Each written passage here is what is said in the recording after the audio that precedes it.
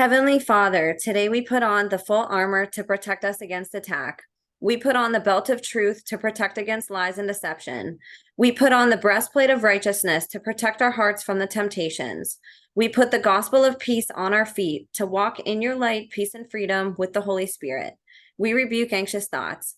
We take up your shield of faith for protection to block and destroy all the darts and threats thrown at us by the enemy.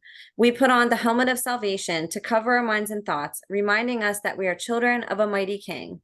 We are forgiven, set free, saved by the blood of Jesus.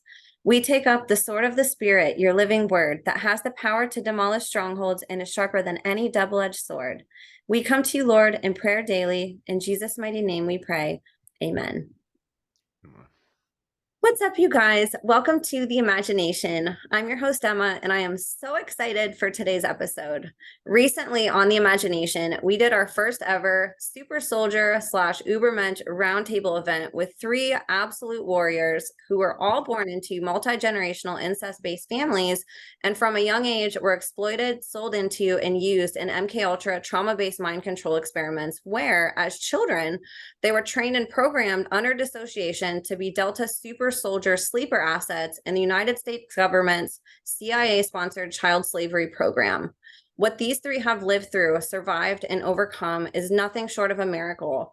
And with all 3 having become regulars on the Imagination podcast, they have also become 3 of my most requested and beloved guests. So you guys, introducing host of Desert Dakini, a survivor's perspective podcast on YouTube, Carrie Olaje, founder of the Linen Railroad, author of Snatched from the Flames, and host at Nathan Reynolds on YouTube and other platforms, Nathan Reynolds, and founder of Organized Safety, host of the Gray Area podcast on YouTube and other platforms, and the love of my life, Gray.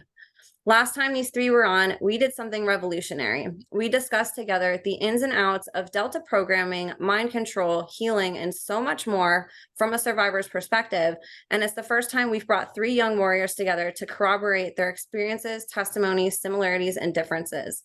It was a really special moment for me, as all 3 of these individuals have become very special people in my life, and now they're very special people in each other's lives. Carrie, Nathan, and Gray are back, and this time we are going to dive deep into topics we have not discussed at length on The Imagination, including the infrastructure of the shadow government, training sites used for programming and training, obviously, DUMBs, also known as deep underground military bases, handlers and controllers, and so much more. I'm really excited for this, as we are all going to learn together how this happens under our noses and quite literally right under our feet. So grab a pen and paper and give these 3 amazing guests your full and undivided attention, as you and I are about to learn a ton today. Before I finish introducing today's guest panel, I wanted to just give you guys a quick reminder that if you're a survivor or whistleblower who wants to share your story on the podcast, or who wants to share any information privately with me, you can email me at imagineabetterworld2020@gmail.com. I'd also love your support on my Substack, where I've taken up journaling as an outlet for me personally to reflect on the podcast guests and my advocacy work, and you can subscribe to me at www.emmacatherine.substack.com. All of my social media links will be in the show notes, you guys, and I want you all to know how grateful I am for the love, empathy, and compassion you each show each brave guest that comes on the show. So you guys, without further ado, please help me in welcoming today's guest panels and warriors of honor, Carrie Olaje, Nathan Reynolds, and Gray. You guys, thank you so much for being here with me today. Thank you, Emma. Thank you.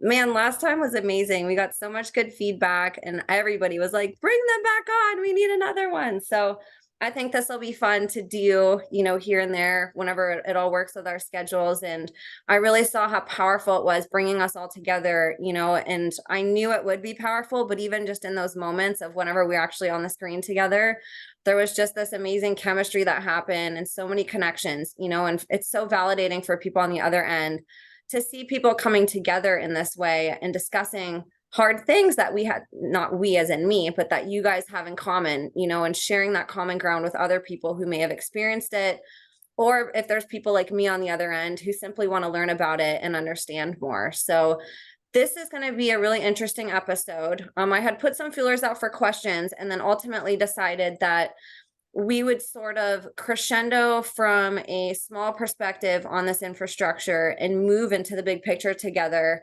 allowing you guys to share your similarities, differences. And like last time, we'll sort of give each other time to talk and then have discussions about it. But I thought I would start by, for people listening, I'm not going to go deep into their testimonies today. You're going to hear a lot about their testimonies and experiences today, but Carrie, Gray, and Nathan all have their testimony on my YouTube channel as well as on their own. You can find their testimonies. So I'll link those in the show notes for you guys if you guys want to catch up on that. And we did do a brief testimonial on the last panel event that we had where they each shared 5-10 minutes of their life story. So go back and listen if you guys are new here. But what I thought we would get started with this time, and this will also teach people maybe some new things about you or a review if it's been a little while since they've listened. I thought we'd go around and you guys could talk about where you were born, what areas you guys were taken to, abused, programmed, either in those areas or away. And then also talk about who was it in your lives that were connected to the government or to somebody involved with these programs. Essentially, how did you guys get in it, and what were the locations that you guys were initially brought into this as children? So you guys can sort of run with that, and you guys can talk about, you know, any experiences if you guys want to throw in events or experiences. If you guys were traveling a lot, go ahead and talk about different areas that you guys were in. But I want to, after this, get more into the controller handler aspect. So I want people to see how this happens to where somebody could be born into a family and then, you know, automatically put into something so horrible. So I thought we'd start with Carrie. So Carrie, if you want to talk about the location aspect, the geographical areas that you were brought up in, and that a lot of your abuse happened, and then also who was responsible and sort of some of the connections that got you chosen for these programs. Yeah, I'm happy to start today, and thank you again for a beautiful intro. The prayer always gets me super pumped, and sets like our, like, the reason why we're here basically is to be warriors, for the right side essentially. And I don't know. So when it comes to where I was born, all that stuff, my parents were both military, so they kind of moved around and got stationed several different places. They had been in Germany before I was born, and then they were stationed shortly before I was born in Washington, D.C., actually. So I was born in Washington, or in Walter Reed Medical Center, which is kind of known for sometimes having a little bit of a shady history and stuff. But essentially, the abuse, definitely started there at Walter Reed, because I lived in Washington, D.C. for, I think, about like 2 years or so. And the abuse kind of was, some of my earliest memories was in the doctor's office, essentially. Like, that was one of like the early things my mom had always kind of shared to kind of corroborate some of my experiences and everything, was just that my dad often, bragged about, they were both in the medical field, and my dad was working with people that were very like high up, and had essentially been working with the president as well around the time of my my birth, because he had some orthopedic surgery, and that's the field that my father was in, essentially was in making like splints and stuff like that. So one of the things that always stuck in his craw, was that he was never really given, his higher up was given credit for the splint that he designed for Reagan, basically, but too bad. So in any case, he was supposed to have all these doctor friends and stuff, so it wasn't weird to my mom, when he was like sending me, taking me off to like to these medical appointments, without any like scheduling or anything like that, basically. So The abuse for me started and the training, prepping and everything started in Washington, D.C. Shortly after there, around the age of 3, we moved. They got stationed in San Antonio, Texas. So we were living in like Converse, I think is the suburb of Texas that we were living in, because there's a lot of like little suburbs and stuff like that, and like military places. I don't know why I'm spacing the name of the base that we were next to that my parents worked on, but we didn't live on base. We just lived in a new housing development that was very I don't know, it's like upper middle class, and it was all like, kind of different sergeants and different people in the military that tended to occupy the neighborhood. So a lot of daycare and stuff, many people remember a whole lot from that time anyway. But essentially for me, I started getting passed off to multiple handlers at that point.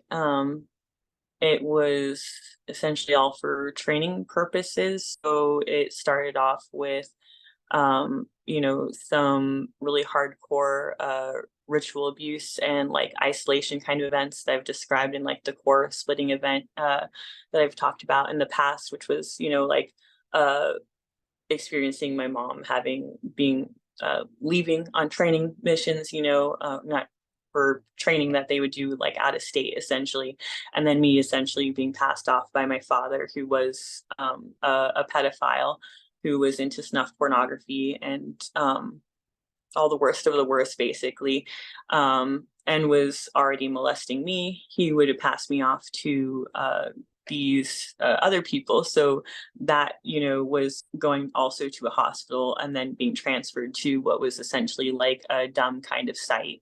Where it was me and multiple children being tortured for several days, I mean, we're essentially toddlers, when you're talking about like kids that are like 4 or 5 years old, basically. Essentially being forced to create a lot of splits, a lot of dissociation and everything like that, and a lot of things that they were able to build future training off of. So for me, that really kind of extended into being trained in kennel kind of sites, essentially, where it was being, treated like a dog, bestiality, and, porn was created in those instances. But then also it escalated into more violent Delta type training, where we were taught to do hunting of animals or people and stuff. There was some more kind of training there because it was a vet's office. It was a rural kind of kennel boarding facility and vet's office. So outside San Antonio, Texas, kind of more rural kind of area, essentially. And that facility essentially had, some indoor training, kind of like faux outside areas and everything, which is typically where I was kept. Outdoor kennels and everything, which is typically where the 2 boys that were being trained with me were kept.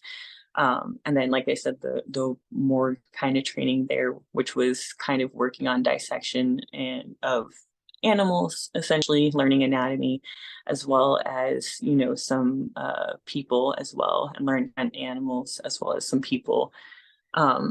All the New World Order training happened in there, which I've mentioned in the past, which was for the future date when they fantasize that they'll take over everything. Oh my gosh, like, like where does it end? Also, I guess along with the morgue training, is I multiple times have had visited the hospital, as well, for uh morgue training there as well. And then there was a lot of trafficking and pornography that happened early on there in Texas. A lot of it happened just in a very nondescript military housing kind of setup. It was basically apartments, very industrial looking, and a lot of times drugging was used in that instance because you couldn't really have anyone screaming or making much noise because people were basically like living on top of each other. But I was gonna say So I think that was trying to think. I think it was pretty much everywhere in Texas, other than the couple of trips that we made out of state while I was there in Texas, or out of town. A gate trip to Corpus Christi, a ritual trip basically when Gates was, my handler was getting like a really big promotion essentially in the cult. So like I was flown with my dad and another handler and his daughter to Washington, D.C., where we stayed for a couple of days. And then also shortly after that time, it was a trip to Disneyland. So where I was abused along the way there by family, and then as well in, in the Anaheim area. So I was gonna say, I think around then we moved to Tucson. Oh my God, what a fucking time. Yeah, around then we moved to Tucson, and the abuse got a little less bad because my mom had retired from the military and I didn't have long periods of time that she was away, and she had never been aware of the abuse, but was very much in that Stepford kind of zone, like I think Nathan's like described before, like a very um not emotionally present, kind of, mom, and very easy to manipulate essentially, and not very good at protecting or seeing, the kind of signs, that they needed to. But for me around middle school is when like the abuse kind of escalated again. I started, having my main handler around a lot more. I started being used a lot more in uh, trafficking for like coven and ritual events and stuff like that I had been trained for in Texas. I had started being trafficked more. I had mentioned, that I'd been trafficked at like a ritual, to the former mayor of Tucson, George Miller, around that time, which was in like a local cavern in the area. So this is all in Tucson and surrounding areas in southern Arizona. Sorry, I'm going to try and keep it together. This time of year, I have a hard time not shivering in my voice. Yeah, I'm cold is like one of my big triggers. I'll deal with it. You're doing great. But in any case, yeah, so there was a lot of stuff that was in and around, the Tucson area basically.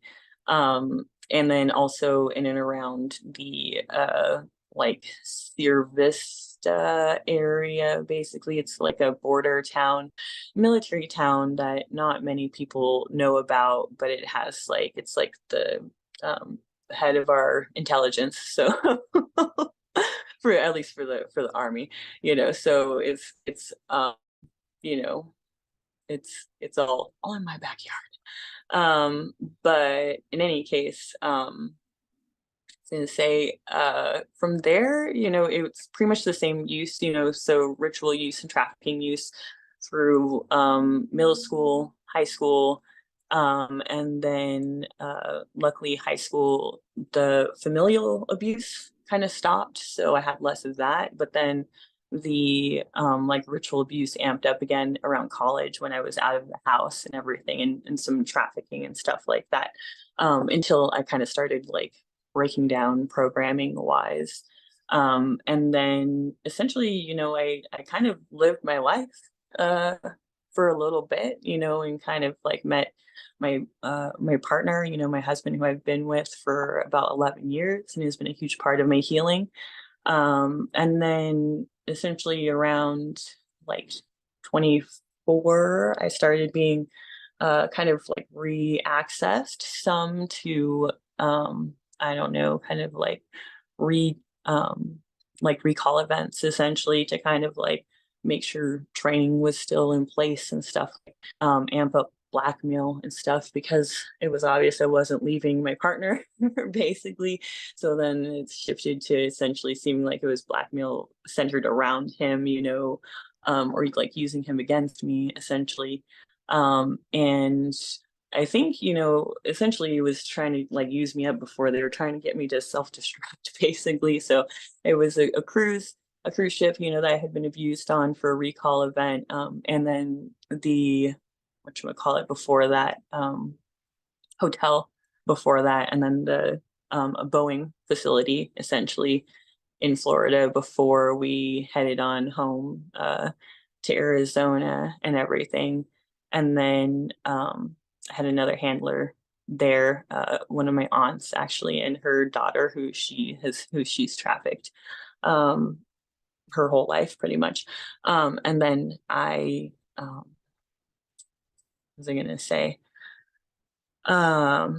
Yeah, and then I had essentially another recall event, the following year, which was on a trip that I had taken to Paris, which was pretty much had kind of been instilled by the cult essentially in the previous year, where I attended like a very I hate using the word elite when we're talking about the parasite class, but very hoity-toity fucking ritual in Paris, essentially, where I performed a butcher type role. And then my program really started breaking down, and I was dealing with a lot of suicidality and stuff like that. And then I got into healing, and probably like I think we're about 6 years later from beginning my journey from, self-destruction to deciding, that I was gonna figure my shit out, to here. So I don't even know how long that was. It felt like a lifetime. So much to Thank talk you about guys. in a short amount of time. Thank you for sharing all of that, but that's why this is important to talk about because I'm it's, sure I missed stuff. yeah, well, it's hard for society to wrap their mind around this. And the only way we're going to get people to is if we help them understand by explaining the whole picture, so I appreciate Yeah. you, Carrie. I'm going to turn it over to you, Nathan, and then we'll have Gray after. So the area I was born in was Flagstaff, Arizona, and a lot of the origin stories. Flagstaff is this place where like the two realms meet between high places, like these high points where all these people that participate in the worship of the heavenly hosts and the communing with these divine beings have these like gathering places on the top of the mountains there. It's a bunch of volcanic mountains there, and they believe that's like a site where the underworld comes up. And so that's where kind of I had my beginning, but really the hub of the trauma and the abuse was all centered down in Lake Havasu City, Arizona, which was just really a cult for male, sodomizers is truly the hub of it was down there. And they were really based out of the Roman Catholic Church and the Jesuits. And they have a very elaborate and intense network that has been around for a long time.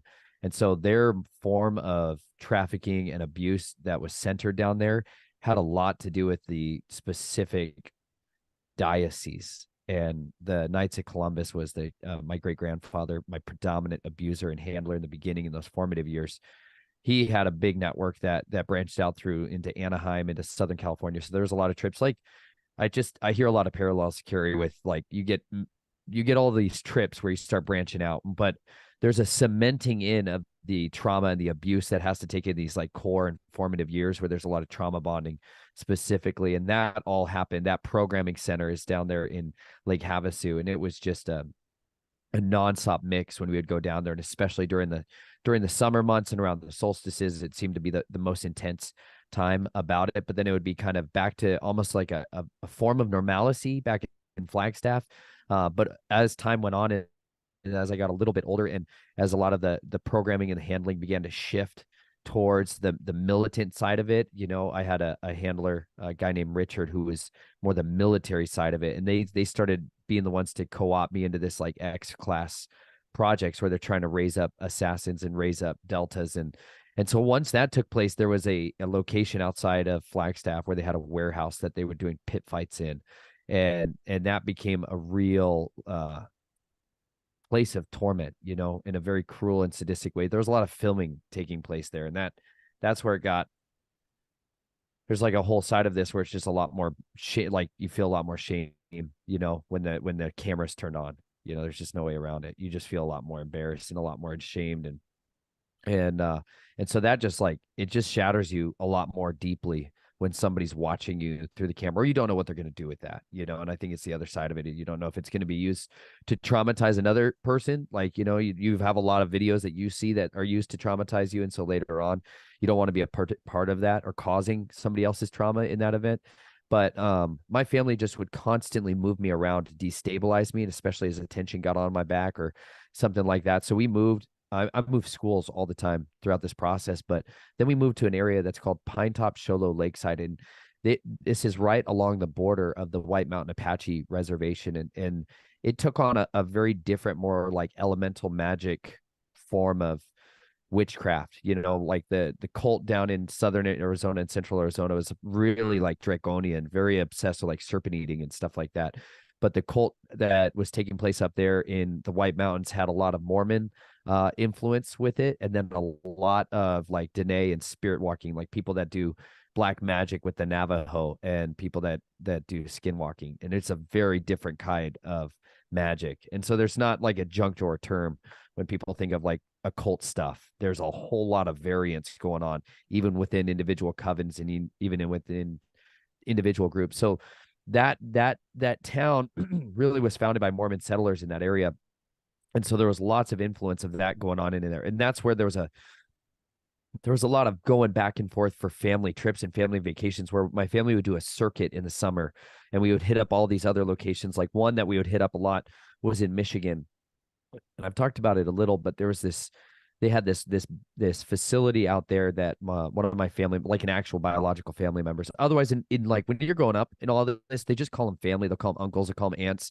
Like you think you're going to visit somebody else that's just another family member, but that's kind of like a way that they cover up the fact that these are just other handlers or other abusers, and so that your bonding, your trauma bonding, just kind of accepts these people as like they're safe, like it's normal to be left with your uncle. It's normal to have sleepovers. So then when you talk about it to other people, it also sounds more normal. And it's a way of really covering up and concealing that.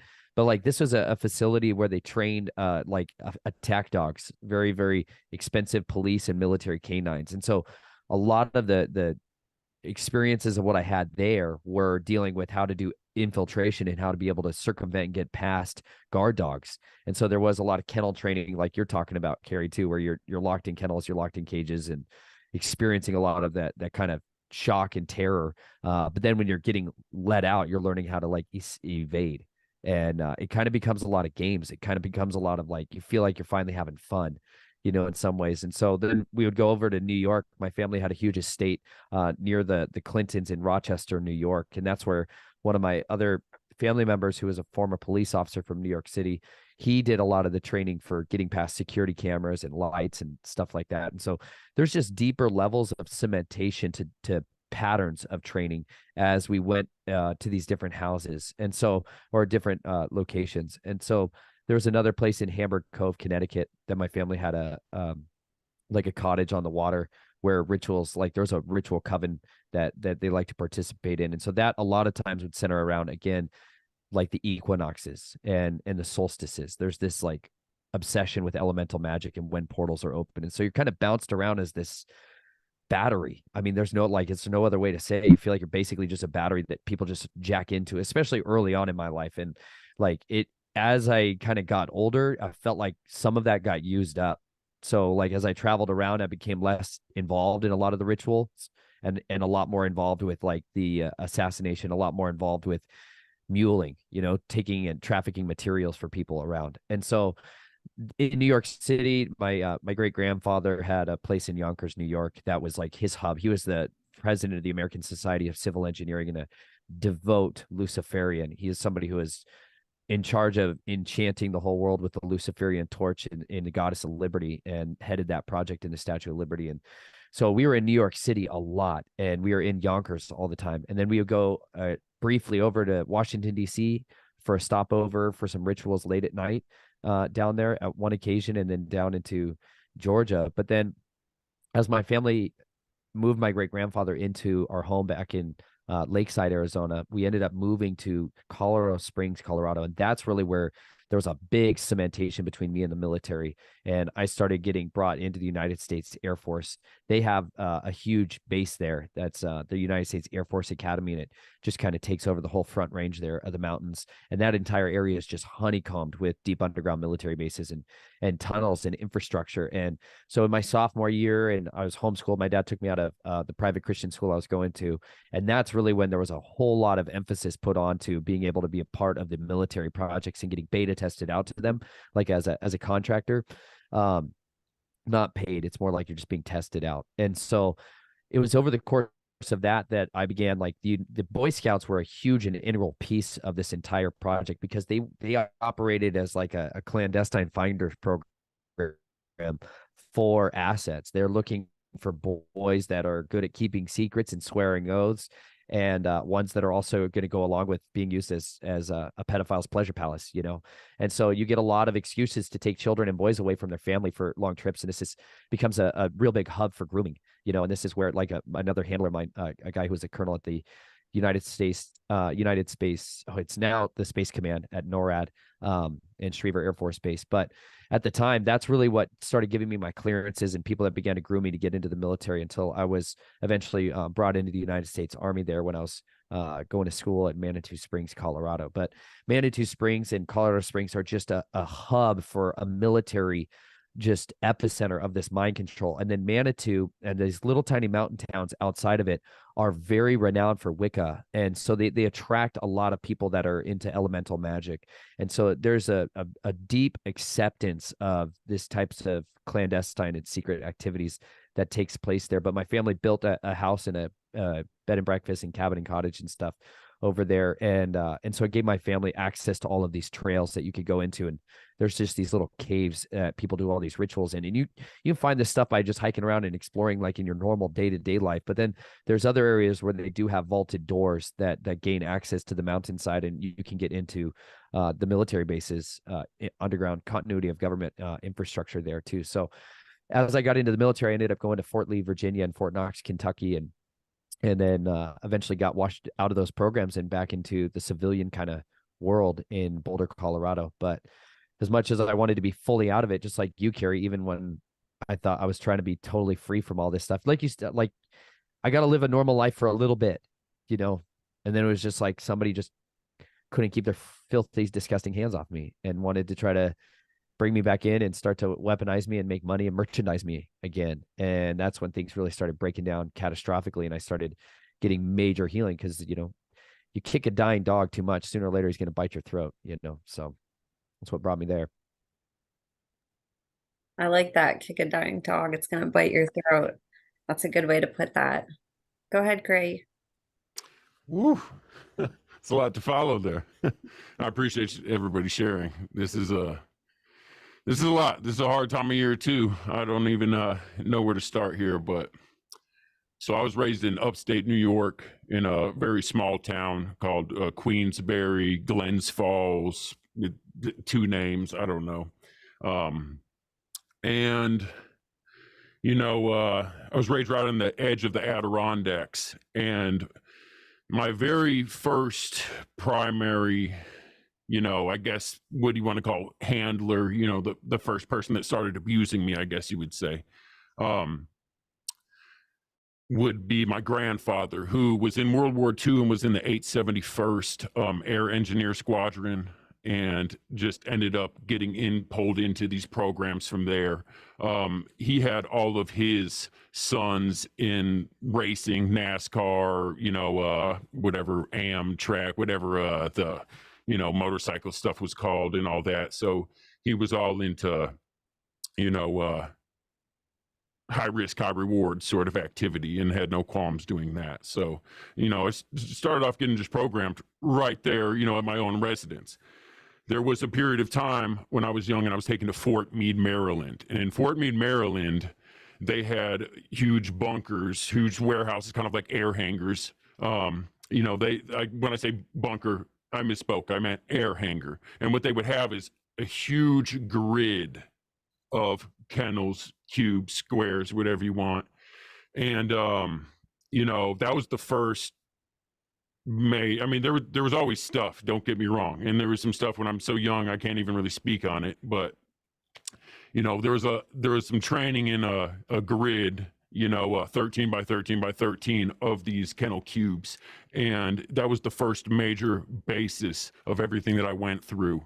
And I just want to, I guess, mention as I go on through this, the purpose of that, getting traumatized in a situation like why do you have that, right? It's like, it established such a basis inside me that this is my home, this is where I exist, I take what's given to me and anything, and I anything that I can do to survive, and this is what was getting embedded in me. It's not like I had to imagine some other place or anything like this. This was my house, and what I knew it was 13 by 13 by 13. And unfortunately there was horrible stuff along the way, and it was really imprinted at that point.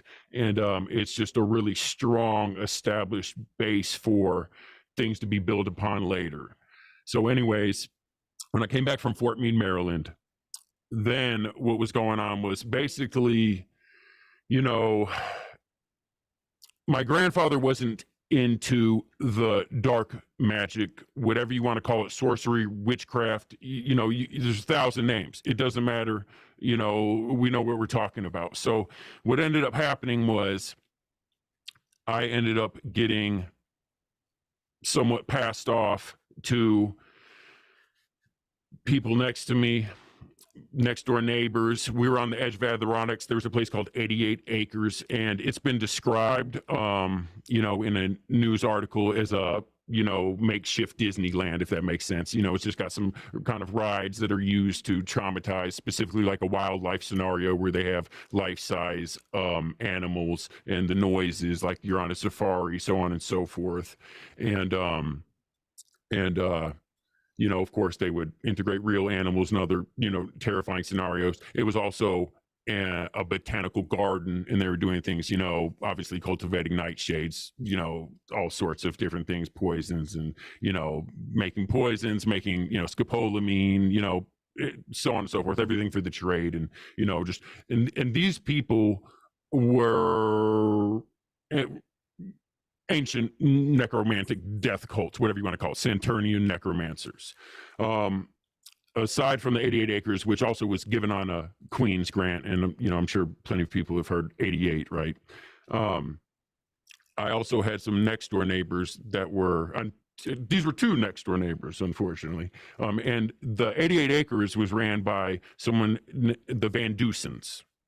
So, they were also into astrogenetics, many things. They were into, occult practices that were ancient, as pure as possible. They were into ancient practices such as Enochian magic, going back to the practice of like what John Dee picked up and so on and so forth, scrying and, absolutely any and everything they could do, development, ancient alchemy, so on and so forth. Then I went on, my next door neighbors was a husband-wife combo, and the female was a third generation funeral director, and the male also worked with that. And then he was also, IT computer guy, networking, then also like painted, commercial cleaning, stuff that gives him access. He was, what's known as the master assassin. At this point, I was really taken under a very small wing to where there wasn't a lot of people, that are being trained by these people. And, it was really intensive training in a kind of pet project. So it's not like they were running a lot of kids through this. At Fort Meade, Maryland, they were running kids through there. They had a whole thing set up. Back where I was from, at the edge of, Glens Falls, Queensbury, there wasn't a lot of kids running through this. This was a very small, closed environment. My grandfather did very basic, down-to-earth conditioning, programming, things like that. And then he was eliminated, and we went into some very dark necromancy, occultic programming, invocations, the real dark stuff. And people have to understand, this isn't what you want to hear about, but these people that are after this, tied in with military, not tied in with military, people that are out here, they're wanting to do anything. These, there's people that have practices and religions that there's religions, ancient practices, that are happening, whether you like it or not, whether you believe in it or not. If you start looking, you'll notice this is what these people are doing. Anyways, going through all that invocation, Book of Solomon, all that, invocations to the temple, the mind, whatever whatever you want to do. There was a very strong focus on that. Like here's the thing: is the base programming to really build this stuff on. You need an environment that's as many compartments as possible. And, these people are, many people have heard of this, but they're linking demons to compartments. And these demons correspond with parts of the mind. And, this stuff is really intricate and precise. This is dark neuroscience, and it involves, you can use 1,000 names, whether it's spirits, entities, demons, whatever. But, this is what this training consists of. And this is what you'll find across many people is once they create a lot of these compartments, they correspond these with different parts of the mind and, brain circuits, and then they link them to demons. This is what, the goal of this is to establish the stronghold, the underlying. This is, and not everybody's a believer in this shit, but some people are. And as I go forward here, you're going to notice a theme. There's believers and non-believers. Anyways, going through that, I'm in the school system. Before then, I was a Jehovah's Witness, and the very young kids go to daycare, and there was primary videos and some abuse going on in the daycare, and they're running that. It's a small town, easy to control. Then I go to school. I'm in pull-out enrichment, gifted and talented education, whatever you want to call it. And again, this is a small town. There wasn't tons of kids here, but basically a large chunk of my own family was handling, there was a couple of them that were bus drivers, maidens for the facility, groundskeeper, so on and so forth. Very small town controlled situation. Started getting pulled out. We would also be going to up the road around Lake George, which is what's called Black Mountain. In the Adirondack, which we lived on the edge of, they're sprinkled with tons of old school World War II missile silos. And they had outfitted some of those with different rooms. There's just different rooms for different specific types of programming, all sorts of different stuff. So that was an ongoing operation there. And there was various camps and other things going on. But so I was programmed in a few of those, which is, just various things. There's a lot to go into, but each room has its own scenario and purpose, and, they're trying all sorts of stuff. Anyways, come up to about 8. There's a major event there, had to do with NASA and basically Project Star Wars, which by then was renamed Ballistic Defense Missile Operation, something like that. But anyways, that happened. It kind of went bad, and at the same time was 94. There was already kind of a war of people in military intelligence that were involved in these programs that were not with the dark magic, very horrible aspect of it, because it's very compartmentalized. So not everybody knew what they were dealing with. They knew they were dealing with some children and training them to be better soldiers and so on and so forth. But some of these people weren't actually aware of this very deep occult belief system. And there was a lot of controversy going on there. And what happened was I ended up getting sent to Nashville with my family, Nashville, Tennessee. Once we got to Nashville, Tennessee, I was in a kind of small area called Bellevue. And basically, I was assigned at that point to one main handler, John Connolly. And he was with Naval Intelligence, and he was the groundskeeper for place JCC, the Gordon Jewish Community Center. And they had a special education program that started in like 1948, where their slogan was "making a mensch," just to be clear. I mean, that's literally what it is to this day. So, anyways, at that point, we started going through more programming. There was a lot of goggle, audio, visual, putting your hands on, basically flat metal surfaces, so the shock basically wouldn't supposedly kill you, and just knowing you're going to have to take it, and all sorts of split eye audio ear programming, and it started getting really into the technological stuff after that. Before then, it had been a lot of training with the mortician, necromancers, basically invocation, stuff like that. At this point, it was basically I got away from the family, the dark occult aspect, and was more into the network side of stuff with the people that weren't really with that. So from this point on, I went from the JCC with that. Then I was also still in a pull-out enrichment for a very short time. I was in, while I was in fourth grade, I went to the NASA space camp at Huntsville, Alabama, and I believe that's Redstone Army Arsenal. And there was some programming going on there. That was a programming center that they were running tons of kids through. At that point, then I got passed on. There was, another magnet school. The gifted and talented program was a staple. And there was a few little trips. There was ritual sites that were using in a park that was close to where I came up there in Bellevue. It was, walking distance from where I was, and I would go off in there. Percy Warner, Edwin Warner Park, and there was a lot of rituals there. And they would have local cops that were Masons, scouting the grounds, making sure that, at close that no one's there.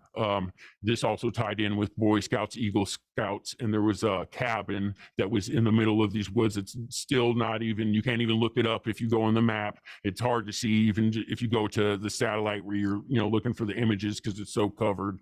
And, there's a lot going on with the Boy Scouts and Eagle Scouts. I was actually entered that in with a false name. I was kept away as much as possible in my experience from the large programming centers. It would be one-shot visits to go through some specific programming, because obviously some of these different areas have very specific programming and they just specialize in one area. So I was kind of paired up with single handlers that were really showing me the ropes as far as what they knew and what I was going into, but then obviously hit these major facilities for specific programming. So we got the NASA Space Camp, we got the Percy Edwin Warner Park with that, and then the Eagle Scout cabin. And again, the Boy Scouts and Eagle Scouts are tied in with the state. People need to realize that. And after that, then I moved to Williamson County, which is the richest part of Tennessee and where a lot of this is going down. So Williamson County is one of the most richest places in the United States. You have a lot of big stars that have houses there, and there's one place in particular called Leaper's Fork. And Leaper's Fork borders on what's called Fernvale, and Fernvale is unincorporated. And there's a lot of stuff that goes down in Fernvale, a lot of private residences. It's not quick response by any means, and due to it being unincorporated, there's some sort of barriers to like local police responding and stuff like that. I'm not 100% on how that works, but I do know that it's for sure a thing. And there's a lot of people out there, and this was all deep occult, believers, the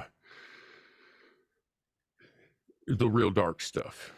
And started getting involved with that.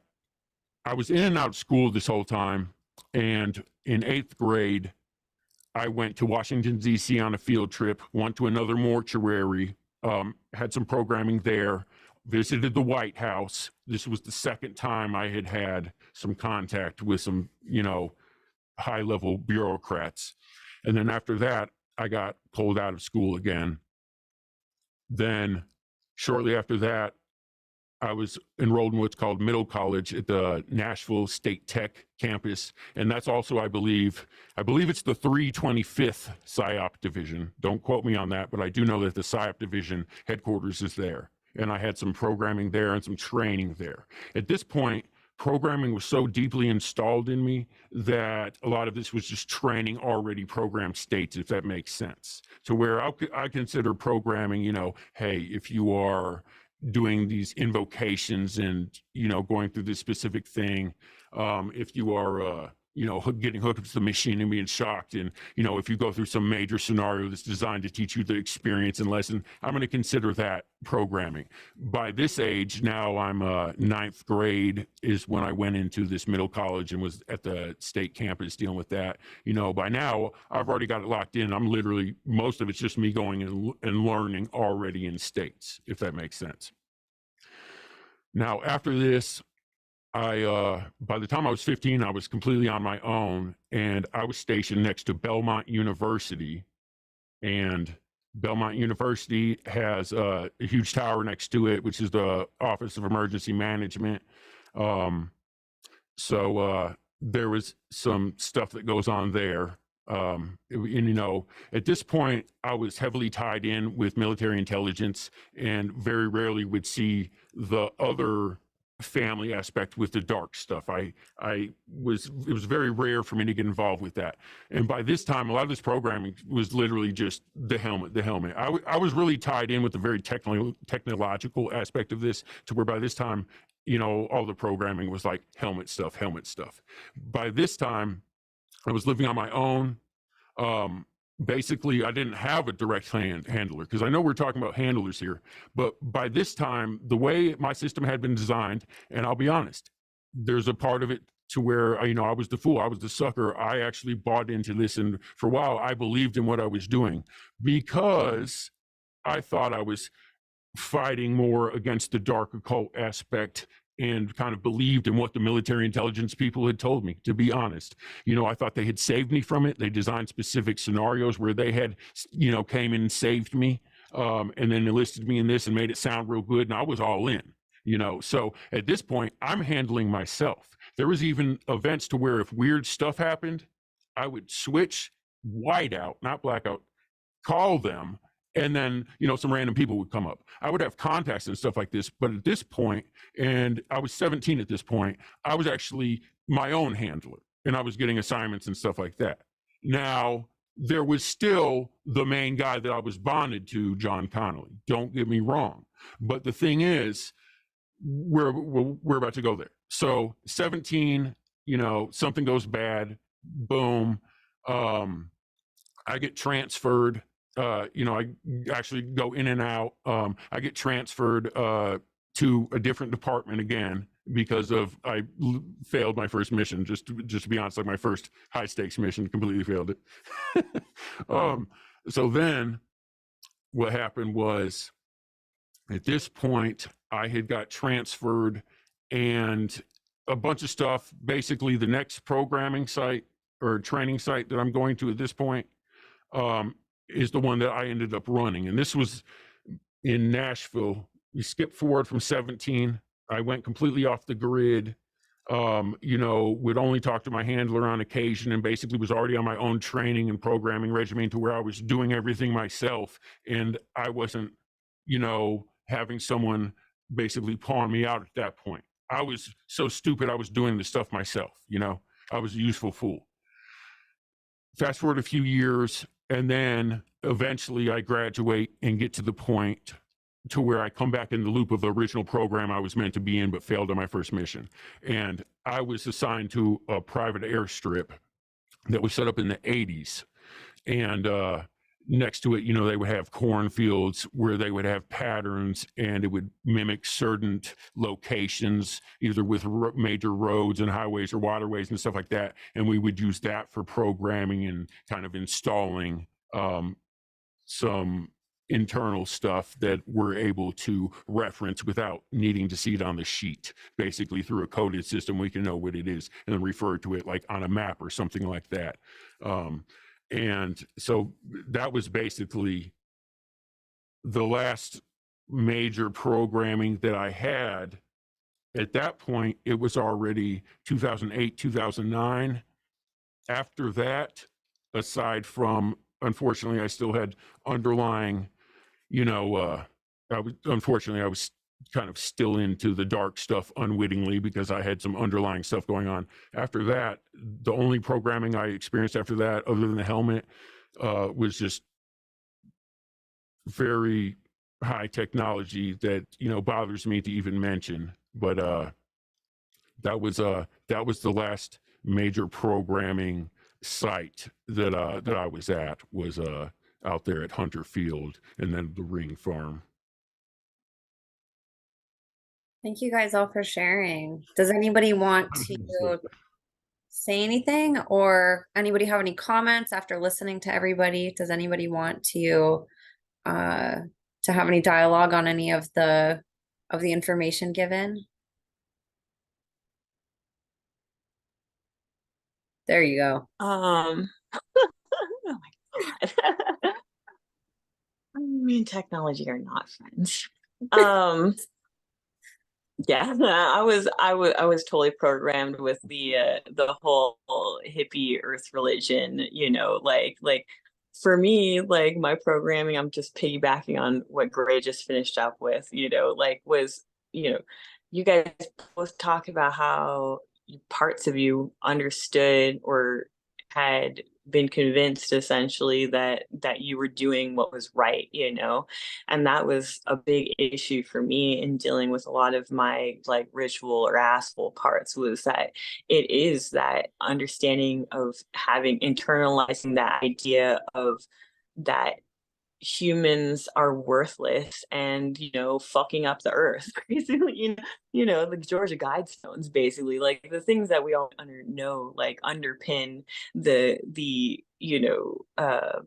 mentality that goes behind the people that actually, psychopaths that actually believe in a more satanic occult kind of stuff, that's on a certain level, they have to create parts that have certain belief systems or convince us of certain stuff, that doesn't really make sense. The only thing I wanted to comment on is I wasn't sure if I was supposed to talk about it at all then. I didn't really mention any handlers at all. I kind of just talked about locations, so we can get into that later, or like, I don't even know. Yeah, This is like amazing. I just feel like after listening to you two, I'm like, damn it, why did I go first? I felt like I went off the rails. I had no idea what to say with this. I'm glad I went last, and I still feel like I don't even know what I just said. I felt like you both gave a very clear picture. Just saying. There was something you said there, Gray, too, that absolutely took place for me, which was that the military was the ones who saved me from the occult, and so I had such a like absolute love for the military, because I thought they were the ones who rescued me from that very thing. But when you start to get out of it, you start to recognize that they're the ones setting up so many of those scenarios as you're going through it and concurrently in it, and then it's the same way that they bond you with, like drowning you and then rescuing you, and you're like, oh, you saved me. Best case enable, worst case deliberately set up. Absolutely. And you don't know, but like there was literally like a scenario at one point where they stopped a ritual that was taking place and like rescued some of the people and made it look like they were saving the victims out of it. Yeah. And I thought these were like literally like an elite team of people. I became convinced they were called the Lobos, is what they told me. And they're like, these are the guys who rescue, victims out of trafficking. And I was like, I want to be what's that? Special forces. They didn't call them like special forces. They were just like, they were their own tier one. Yeah, I don't know. They weren't a part of like the regular cadre of elite forces in that sense. These were guys who like they were occult crimes investigators that worked a part of like the Defense Intelligence Agency, and they were like a special intelligence branch of the military that they were there to rescue people out of this dark occult world. They were trained with dealing with necromancers. They were trained with dealing with people that were into the whole like OTO side of it. They knew all of this different forms of occultism, and they knew how to navigate through their coffers and their tunnels. And so they would go in and rescue people and bring them out, and they would assassinate people. And I thought this was like, they became the guys I wanted to be like. And that literally is how I got bonded to the next set of handlers, Yeah. And basically the team that saved you supposedly is the team they want you in, correct? Yes, exactly. Of course. I mean, it makes good sense. Similar. It's the same thing, right? Yep. Same for me. I mean, go ahead, White Carrie. Horse. I remember hearing one of Carrie's interviews. Yeah, because all of my training was geared towards not like being in love with the military, but was with being in love with one specific handler, essentially. So I did have a ritual that was set after I had already experienced being, part of several rituals where I could see how horrible they could be. I had been set up essentially around the age of 5 to be in a ritual as a sacrifice, had been told, and then had my handler essentially, I mean, I guess you can go ahead and, I can talk about it more in depth later. If you want to pop up an image right now, like I was going to go ahead and share his name anyway this episode, because it's easier to just call him by his name, which is Gates, is what I refer to him as his last name. His name is Julius William Gates. Is it this one? Yeah, that's that motherfucker right there. So, yes. Yeah, so that's him. I think there's another one that just like, shows like his, position in army and then like his past whatever. It doesn't really matter. You can pull it down whenever. But this motherfucker, yeah, he was the sergeant major of the army. Yep, that's all around the time that this ritual was happening, for maybe a few years before. This is a few years after. The other one was a couple years before. That was the photo that's like up on like his, Wikipedia and everything, as having been former sergeant major of the army. So if people don't know what position that is, it's people hold it for just, I think, like maybe 3 or 4 years at a time, and it's like you're just like head of the whole army, essentially. So around when he left that, shortly after he left that position was when he had been kind of promoted in the cult, continued to be like a handler and everything. But I was pretty much like chosen, by him and for him, essentially. So most of my training went into that. But just piggybacking on the ritual and saving you from it thing is that, I was set up being told I had been sold as a sacrifice to a ritual, was going to be eaten by, and violently raped to death by demons, and had people come out of the woods looking like demons, of course, and essentially, I was going to say, have had Gates, in a, romance novel, frilly white shirt and leggings, on a white horse, ride up the um out of the woods, to save me from being a sacrifice, in that ritual, essentially. And you know for that part of me to be raped by that old gross man, compared to having been, possibly raped to death by like 4 demons, is like totally sounds like a good deal. There was a lot of programming, that went into him essentially, convincing me, that I was chosen, special, etc. There's a lot of things they do that you would rather be loyal because they create, royalty type personalities, or prostitute type personalities, or different things that are totally fine with being a sex object if it means you're not the other thing, which is, the snuff object.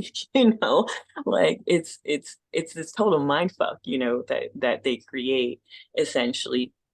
But that, for me, like you're saying, with the rituals and everything, that they put you in these scenarios that are essentially no-win scenarios. So it's easy to see from the mind of a child how we would come to these conclusions, essentially, that like you with the special forces, were, the Lobos or whatever. Me, it was, totally creating like like a super loyal half of my system, that really saw eye to eye with this ideology, of Earth being, the, the highest authority, not God, essentially, and that, that it was then very easy to dehumanize and everything once you had this like basis and everything for your mentality. So for me, my whole, all of this stuff was based on love. It's fucked up to say, but that part of me that they created that was able to then be conditioned in all these other different ways, you know, into being a wolf, you know, that could be taken as a hunting dog on human hunts and participate in that kind of stuff, or participate in torturing other kids in snuff pornography or blackmail events, or, you know, touring a dumb with him, you know, thinking that, you know, I'm a queen of a kingdom, essentially, you know, an underworld kingdom, but still I'm not the people in the 13 by 13s, you know what I mean? I'm not the people in the adrenochrome harvesting place, you know, I'm not the blind motherfucker like slaves that are working in the cisterns down in the fucking cavern in the bottom, you know what I mean? Like, this is the kind of shit that you know, you have subconsciously in the back of your head that drives you to do all these crazy things, but at the basis of it you feel like it's still not fear, it's love, because this person has seen something in you, you know, and or that they're going to give you this ability to exercise power and like and vengeance and stuff that you've never had. So, you know, it's fucked up situations, and it is hard, you know, it's a vast subject. It's so hard to explain to people how you can kind of create things out of people that you do, you know, like you're saying, without understanding the spiritual involvement and everything. But I mean, even just understanding the torture in and of itself, or the kind of locations that we've been in and seen, you know, most people can't conceptualize a, you know, a grid of cages with people in it, you know, like, they would be like, why would that even exist? You know, it's like, you would have to explain so much. If I may, I feel like that's such an important point, though. What you're saying is, especially to the layman or outsider that hasn't went through this, or even to some people that, you know, are still working through certain aspects, they don't want to have to hold a gun to your head for everything that you're doing.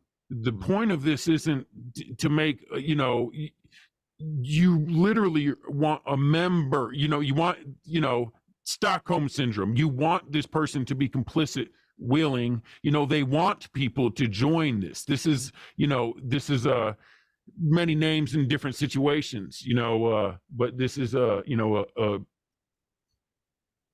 a cult or a network or an organization, whatever it is they want willing members that will willingly participate and help and actively join in. Yeah, they're not trying to have to force everybody. That's why they're going through this. You can grab anybody and hold a gun to their head. They're wanting willing, you know, members, you know, associates, whatever you want to call it, accomplices. And that's the hardest thing that I've had to work through. There's a lot of hard stuff, but the hardest for me has been guilt.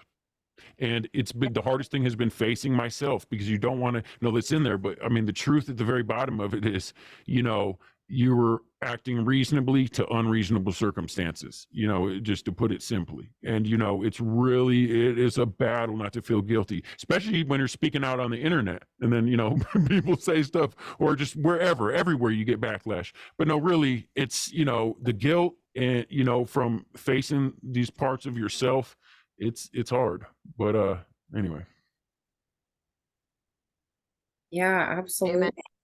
And Carrie, that was a perfect segue for what I wanted to get into next, which is handlers and controllers. And I'd love to go around, and maybe if you guys want, in your own words, I'd love for you guys to sort of take and run with this question however you want. I'm going to give a few options on how to answer it, or if you guys want to answer all of it. But a lot of people know the word handler, but I don't think a lot of people truly understand the role that they play, or the many roles that they may play, who they are, and sort of the purpose that they serve in a victim's journey while they're still enslaved. So I'd love for you guys, if you guys want to explain in your own words, you know, what is a handler, or even what were they in your life? If you guys want to give some examples, Carrie gave an example of one. You know, if you guys want to give examples of some in your life that you had personally, and maybe the role that they had, and maybe explain sort of how that bond is formed, and you know, what exactly these roles are that handlers and controllers have. Because again, that seems to be a really difficult part for most people, because why would you want to leave people that you're so close to, you know? But on the outside looking in, when you hear about how horrible these people are, it's hard for somebody who hasn't gone through this to understand sort of that bond and, you know, just the purpose of it. So I'd love if you guys went around and just gave your insights on handlers and controllers, examples if you want to give them, and maybe, you know, what's the purpose of them? What role do they have in a survivor's life? And in a victim's life, especially. So I'll start with Nathan on this one. Well, I'm going to actually just jump into a handler, like in the military. Just for the military has had thousands of years to hone their trade craft of trauma-based mind control. And so this is why, if you notice, there's the military pops in and out of this equation continually, because they are intentionally looking and recruiting for children who have very little life experience, but a lot of zealousness. And like Grace said earlier, you need people that want to be there. You want loyalty. The whole goal of a handler is to capture the will. At the end of the day, they're trying to capture and control the will of another person. And so they need to be somebody that's an engineer of somebody else's consent. That's the whole end game of it for what my experiences were. But rather than going to my early handlers and stuff like that, because a lot of it was to me, I was very unwilling for a good portion of it, but so traumatized through the fear, that fear became the motivating factor. But handler that I think people relate to and understand a lot more relatively in their life is one that is bonded through mutual like appreciation of like common traits. Like they are like a chameleon of becoming somebody that you want to be best friends with. And it's like the master manipulator's like mask that they put on. And so like when I got brought to my basic combat training at Fort Knox, Kentucky, in the initial phase of it, they just wear you down through like sleep training, right? They don't allow you to sleep, and they make you stand up constantly, and then they destabilize when and what you're doing all the time, so you don't know what anything's going on. And it's always into a moment of a lot of unpredictability. And once that trauma state is kind of reactivated, the handler comes into the relationship, and they come in such a way that like Staff Sergeant Nielsen was the guy who was my handler at Fort Knox, Kentucky. And he was a cavalry scout, and their job is to go ahead of the army, and they don't start fights. Like their goal is to break contact and get away from the enemy, but they are there to be trained observers. And so his major function of what he was training me to do was learn how to be cool, calm, collected, and to gather information. That was it. But like the way that he brokered that relationship was in that state of like kind of trauma. He gave me opportunities to lead. And that, like when I was 17 years old at the time, like I'm in basic training with a bunch of guys, like men, you know, and he gave me this like promotion that I had been wanting for so long, this opportunity to be recognized. And he literally became that for me, that he became like my advocate and the person who was like taking time out of like all of the other stuff that's going on with all these other soldiers to promote me, to make me a squad leader, to make me a platoon leader, to make me have all these special privileges. And then over the course of that time, once that relationship is cemented in, then it's a crushing. Then it was like an absolute like destruction of my identity, stripping me of those positions, taking me out of them, demoralize me, demoting me in front of everyone, giving me like write-ups, like the whole relationship switched in the course of it, so that he held all the power of promotion, but then he also held all the power to crush me and annihilate me and humiliate me. And so that relationship would then begin to oscillate sometimes at a much more rapid pace. And in any time that he wanted to bring up that destabilization and bring up other programming, that cycle gets repeated at a faster, more accelerated rate. And so like that was just for one experience in my life, somebody that I was totally loyal to, totally bonded to. And at the same time, I wanted to please them. Like my heart's desire was to make them happy, like to make them satisfied. But they were like, he would alternate between like what was pleasure versus what was pain, and what he was wanting for, like how generous and gentle he was with punishment versus how severe and atrocious like he was with punishment. And so it created this instability, but a need to please. And so like that for me was like a really textbook experience of what handler relationships were like. But it was at a time of my life where it was more formative. Whereas earlier on, the types of handlers that I encountered were much more so like hypnotic trance, trigger words, pressure points, like a much more deliberate type of accessing my subsystem and working through that in order to control me, kind of the way like a pimp would broker a deal or a relationship. So there was a very different change to that when I got more access maybe to like my free will or my own desires being a participant in that. But I wanted to share that just as like a way of articulating what a handler experience was like for me. Could I ask too, Nathan, and maybe all of you could answer this also, just based off what you know. How do they choose who your handlers are? I think first and foremost, it's personality matching. Like you go through so much testing and personality, especially early on in life, that they find out what are the core ideals of yourself and like what you want to be or could be. And then it's just a matter of personality matching somebody who's already within the network or within the family who can fit that role and who has close contact or access to you. And so with the military, it allows people to have a lot of, you can move somebody relatively easily and give somebody access to that. And so I think that's one of the formative ways that they do match somebody to them. Like he literally held a position that was like my dream. I was an Eagle Scout. I like went through the whole thing in the Boy Scouts, became an Eagle Scout. And I always like, I wanted to be a scout behind enemy lines. You know, I had this like deep desire to be in that. And so he was someone that bonded with me that way. But later on, when I went to my advanced training in Virginia, in Fort Lee, Virginia, my handler was a staff sergeant named Reynolds. He was a black guy who was actually part of my family. So it was different. And so he was not the same like ideal person that I wanted to be with, but he had all the connections. He had all the connections and he had the way of bringing me up into the ranks and getting me access to the network side of the equation. And so that bonded me to him. But a lot of times it was just that they had a desirable characteristic trait that on one side I really related to, if it wasn't through the form of trauma bonding, like we were talking about earlier. Thank you so much for answering that. That was a great answer and a great way to explain that bond. I'm going to turn it over to Gray next and then Carrie. So yeah, as far as handler goes, I think that's one of those things that's kind of on, there's a spectrum, right? Like obviously when you're young, you're going to naturally, like your handler is kind of going to be your primary programmer, or when you get a little older, who they hand you off to, you know, but first and foremost, like you have, you know, you got like the authority or these people, a parental figure towards you, is they're like the authority aspect, you know, other than that is, you know, kind of like the familial authority, you know, do you love them? Once you get older, you know, obviously fear is going to be a motivator too, but deep down, once you get into really handling, fear is not the thing.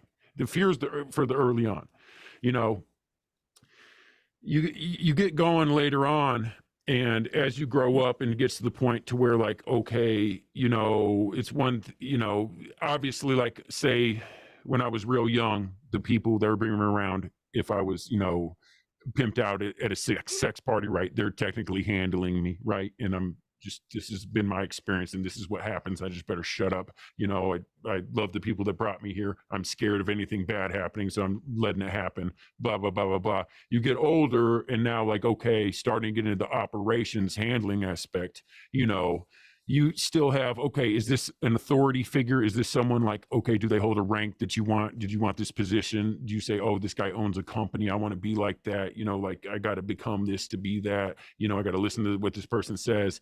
Is it, you know, an authority figure? Is it someone that you know and truly love and would do anything for? Or is it a sense of duty? Is it a sense of responsibility? You know, and there's a spectrum in relationships that you can have with different people. And, you know, there's a spectrum, you know, there might be a little bit of fear involved, a lot of, oh, this is an authority figure, and also a lot of duty, you know.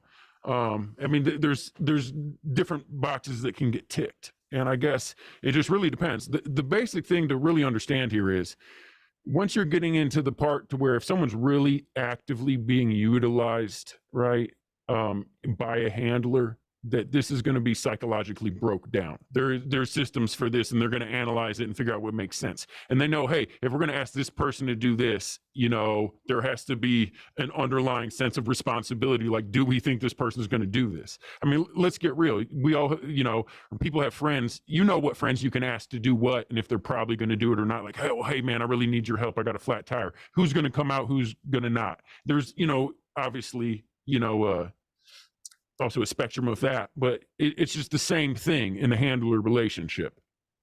So, you know, getting to the point, you know, I just had a very close relationship with my main handlers, and you know, the fear left me very young, and it was all about I was all in, I was bought in. It was about love for the person that they had taught me and accepted me in, because I had the familiar bonds broken. So I was needing that attachment, right? Because this is attachment manipulation as well. When it comes into handling, we're talking about attachment manipulation here.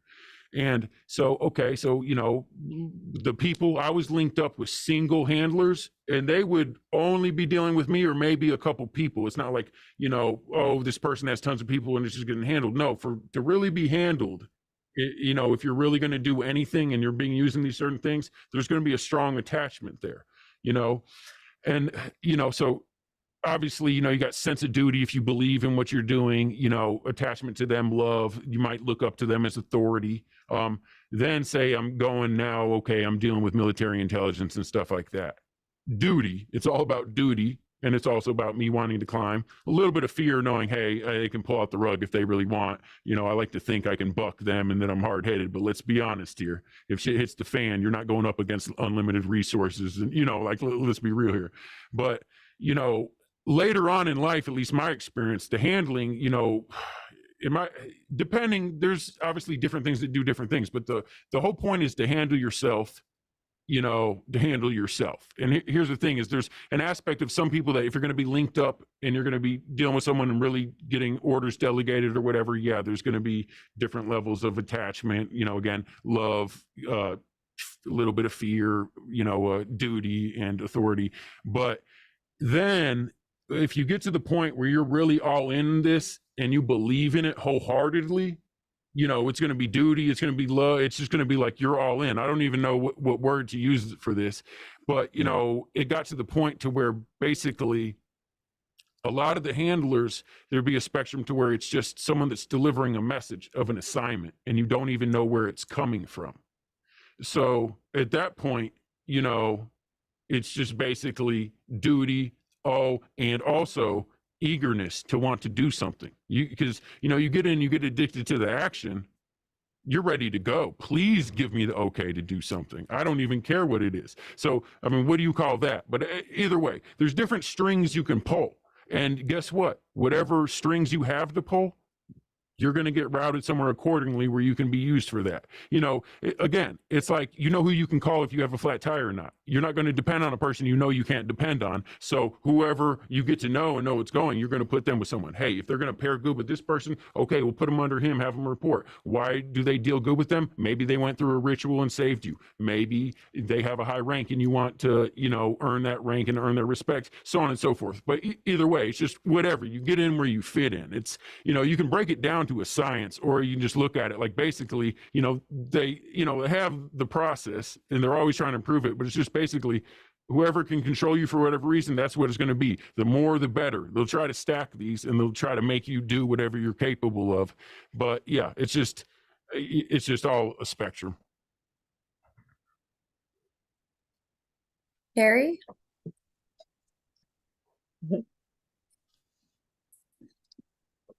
So handlers.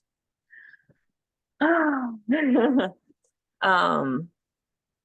Yeah, so my first handler would definitely be my dad, and probably the one that was around the longest, you know, in my life-ish. I think I cut off contact with him a little bit. I was gonna say I didn't quite start seeing him quite as much like in college, but did still continue seeing Gates and everything. But essentially, yeah, like a handler is going to be someone who it has all the, so my initial handler was totally my father through the incest. You're going to have the attachment that's going to be going on. You're going to feel the attachment anyone would, towards a parent, whether or not they're abusing them, and then you're also going to have all the trauma feelings as well. And it very early on, especially with sexual abuse, like Stockholm syndrome type stuff, does make things less horrible slightly, I guess, but or at least allow you to, like, make a sexual relationship with an adult male, seem normal, in a way, at least to those parts that like go through that kind of stuff. So he was definitely the one that kind of first conditioned that, initial part of me that then was allowed to be, picked up and trained by other handlers later on. So I was essentially handed over really quickly once we moved from Washington, D.C., where I didn't really have much of a handler, like I said, other than my dad and then the doctors that had been overseeing some early on abuse with me.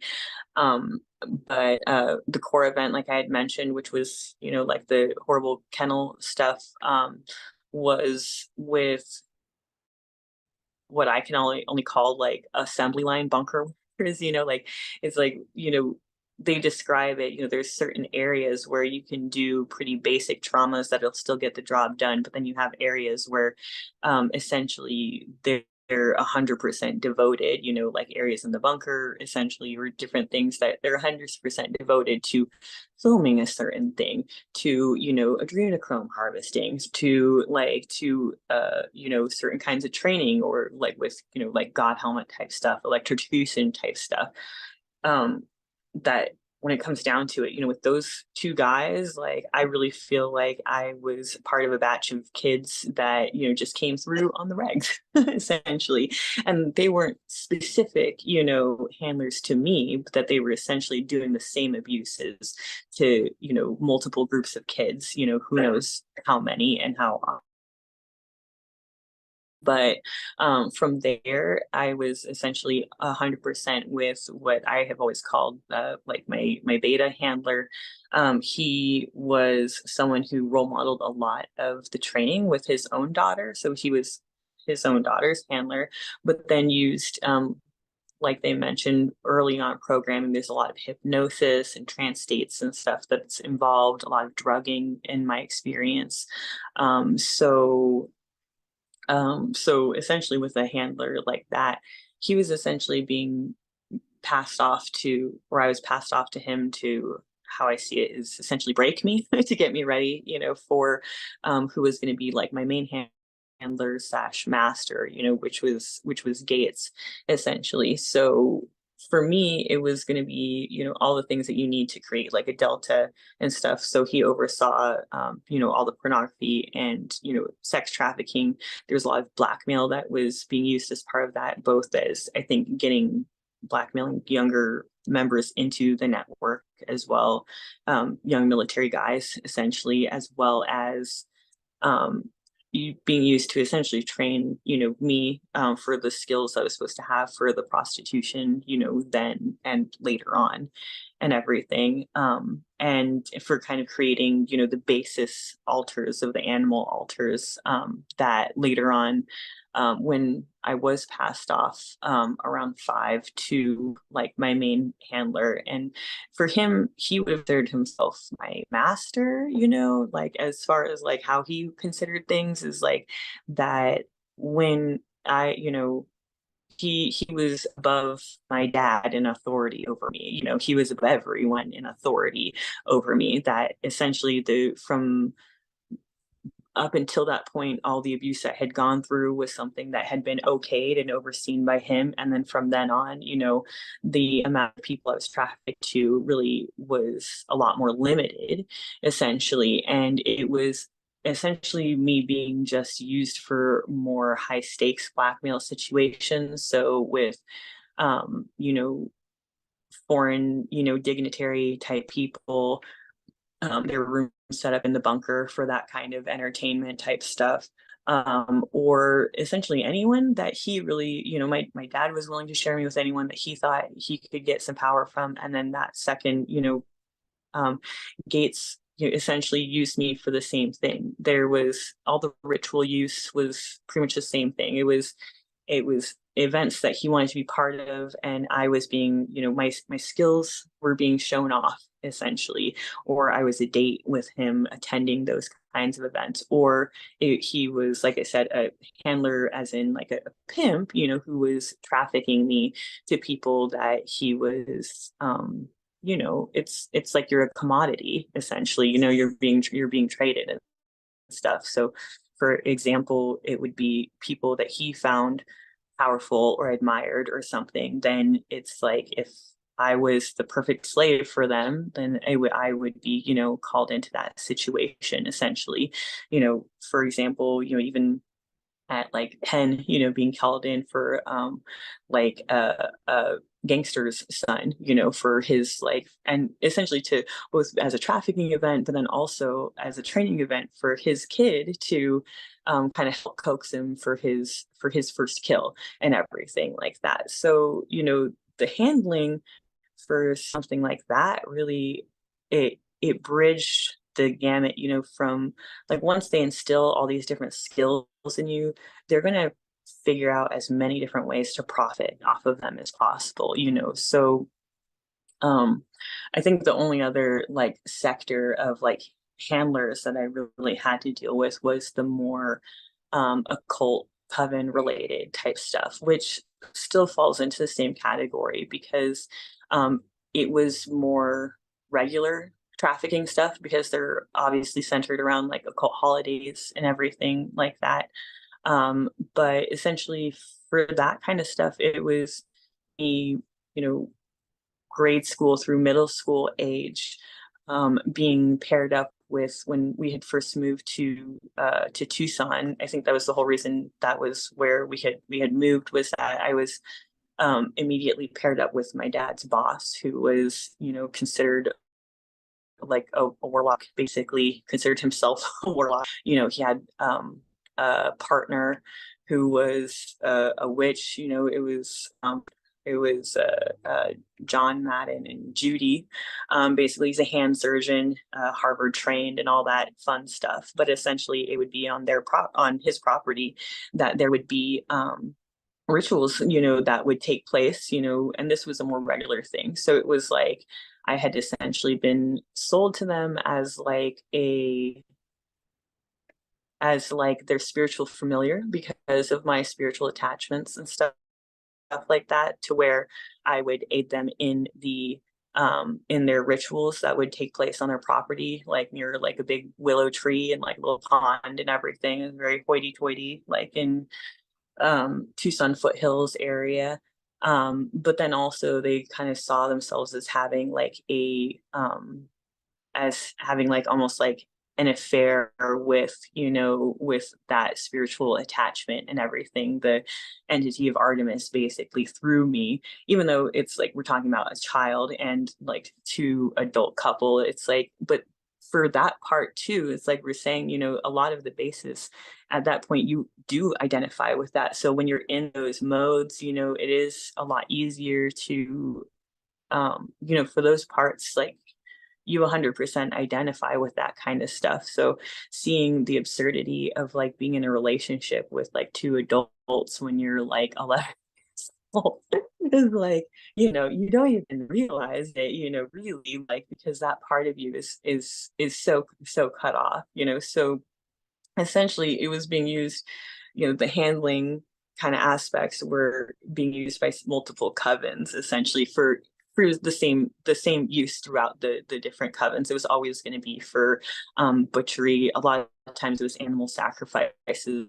The human ones were the more high-end kind of rituals, I guess, I attended typically with Gates.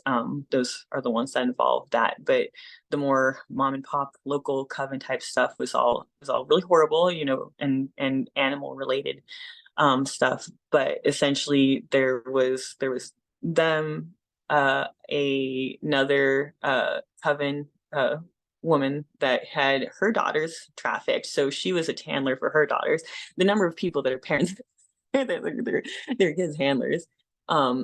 And essentially she would use events through a campfire organization to traffic her daughters and myself. And then I was also essentially, I think a lot of this, and this is just my hunch, was that it was trade, because her and then the other woman, my aunt, essentially was the other like witch type handler that I had. And they all also perform their own kind of spiritual abuse on you, to perform like, binding spells or crap like that, to make you convinced that you won't be able to talk, or that you have different things that are going to happen to you if you do. But essentially, what it all came back to was, I still see it as handler trafficking kind of events, where it was that I was essentially a child prostitute that had been given these particular skills that had been included into the occult and ritual stuff. And that was just part of, I mean, who knows how much money they make off of us. Is really fucked up, to know that we're the funding mechanism for everything. But, and essentially, I was also introduced to a future handler once, who was with the NWO stuff. He was supposed to be the king, essentially, when I was a queen of a territory, post us, capturing all the refugees, post like the end of the world, basically, when the Illuminati ruled everything, and had everything sectored down into these little territories that essentially, I had been introduced around middle school age to who would be my future king that I would be essentially loyal to, So that's long-winded, and mainly because it feels like, that is a better description of a story, is how you get essentially passed around to different people for different uses. It's like, as each person creates new trauma, they kind of create new jobs for you. And they're the whole time those handlers have a bond, and they are like they said, testing you along the way to really recognize who is best to bond you to in your life. Like my aunt, she was bonded to me not just because she's a total psycho who was willing to and married to a total psycho, my dad's brother, and was willing to conceive and traffic her own daughter, but she was also fell 100% in line with the coven, hippie, all that kind of stuff, like black sheep. So it was easy to isolate me, even from my own family, essentially, and to just have me associated with like the cult part of my family, because I felt like those were the only parts of my family that understood me. And it's like later on you realize why. Were any of those photos anything that you wanted to share, Carrie, that you had sent me, or were you going to save those for a different part of? No, I mean, you can go ahead and scroll through them like real fast. I think pretty much all, like, so I can just talk about, Gates where he is now, I guess, because that is one thing I did want to share with in like the photos. So I think the first few I sent you. Okay, yeah. So the photos of him older here are part of the reason that I decided to speak out about his name. Couple different reasons, actually. One of them is because I, being vulnerable here, like, still deal with a very real fear of not making it to that happening. And this motherfucker outliving me is not okay. So I do feel like it's my duty to, I've been honest with people about my father, my uncle, his little brother, his wife, his aunt. They're not officially married. Essentially, I've had a lot of people in life. I'm not going to fucking list them all here, but this guy, is essentially been the architect of like most of the torture in my life, other than my father, who I've already outed. And so this is him with a child, obviously. because he works in JROTC still, or JRTC, I think it's called now. I don't know. But regardless, like that's his position he still like currently holds. I'm pretty sure it's in like North Carolina or South Carolina or something like that. Louisiana. I'm not sure. I should have had my notes up.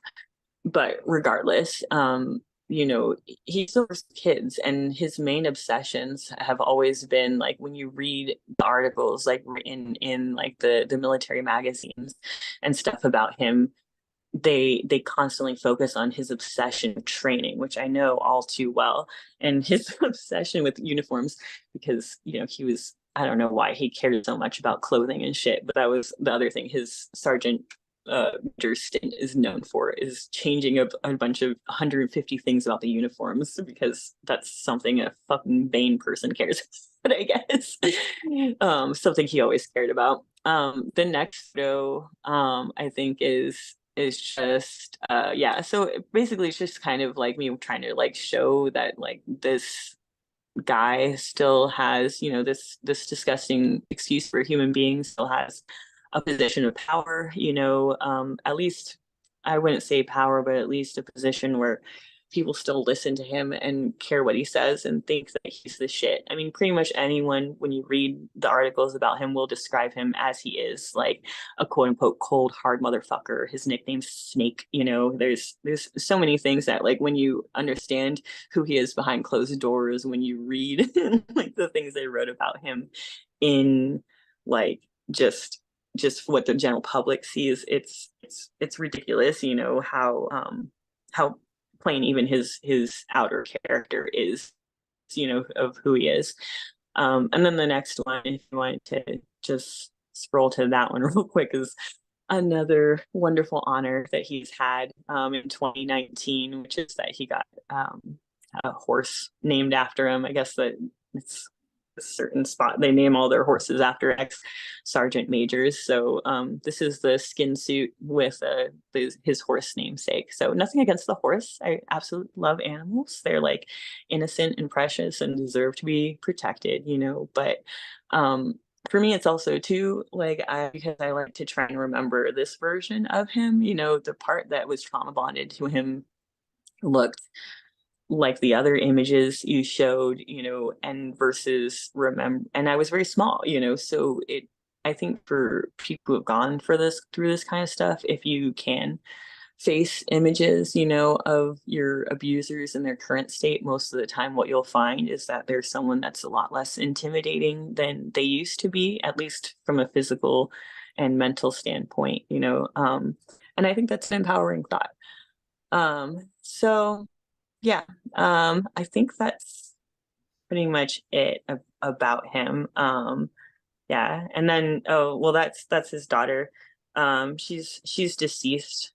Essentially, I just wanted to share her because I didn't know what she's gone through, but I also thought it was interesting when you look at her last name that she had married into I'm not sure if it's the same Reynolds bloodline. So, but that's it with the photos. Girl, you are so brave. Oh my gosh. Thank you for sharing that. Thank you so much for sharing that. I know before you haven't showed photos or names, and I get why, but I really commend you for coming forth and actually sharing that with people. It does make it more real when people can see that these are real people, and to see what they look like. And then, the last time how you had showed that photo of how little you were next to your father, for people to just see that these are old men, not your dad necessarily at that age, but compared to you, he was. And then to see these really old men, it's like, what are they doing with young children? Yeah. Perspective for people to just see the depravity of like the type of person who is committing these heinous crimes against little kids.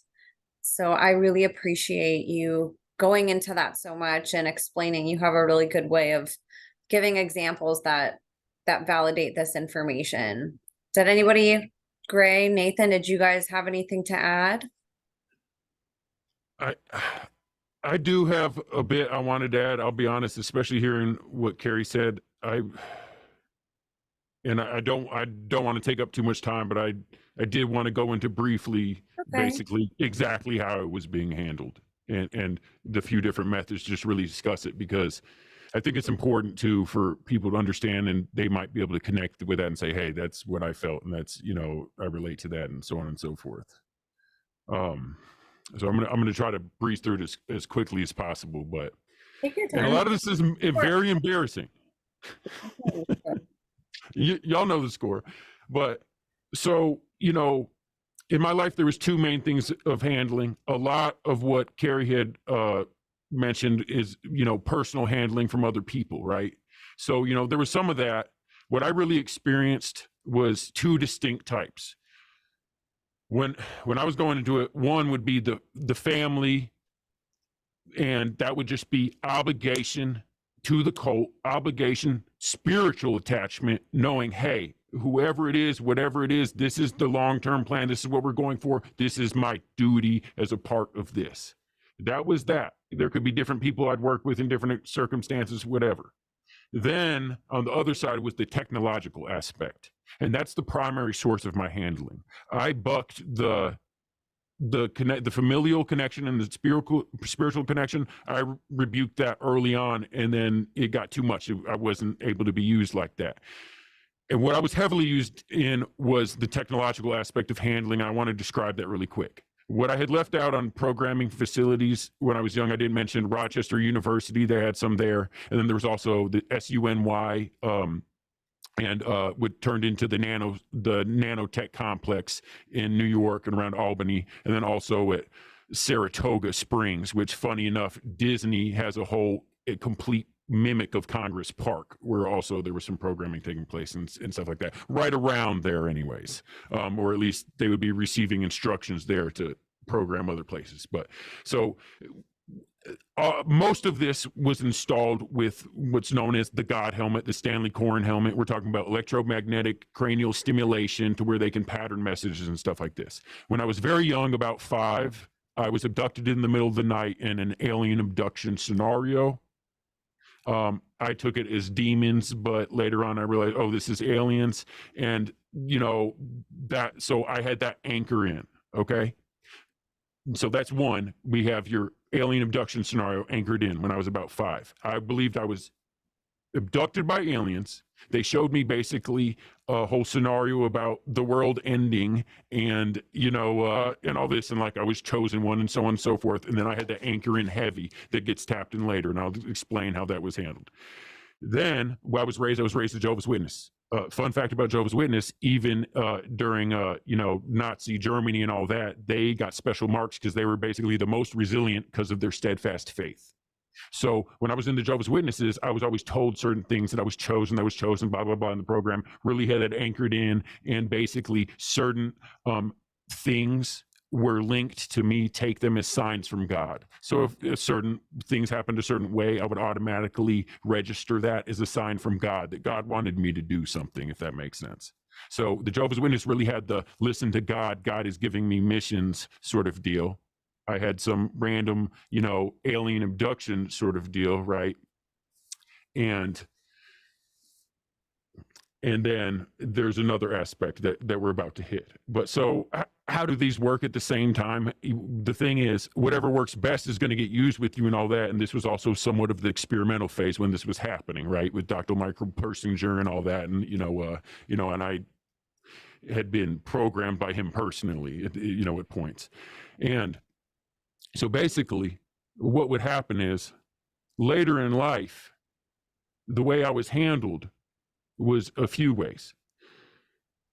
There, unfortunately, technology is at that point, and I don't want to discourage people by talking about this, but this is really where a lot of this is headed, is, through the government and all this, is, certain things would happen. Yeah, I was programmed to see certain things as aliens, but also there was some sort of frequency that would trigger something in me, and basically, I knew the aliens were talking to me. As stupid as this sounds, this is a large part of how it was being handled. This is why I went by Gray, for a variety of reasons, but this was Gray. because that was my primary persona. Believed I was working for and in tandem with aliens, time traveling aliens from the future, in order to save the world. This was literally how I lived my life, and like I thought I was so special. But like, so I mean, that one tapped in deep. Like, you know, like I've said this before, but some kids believed in Santa Claus. Yo, I got yanked out in the middle of the night and, you know, shown something and, you know, some advanced stuff. It, you know, was very convincing, let me tell you. So I thought I was working for aliens. That's the literally like the main underlying thing that I had, was thinking I was working for aliens.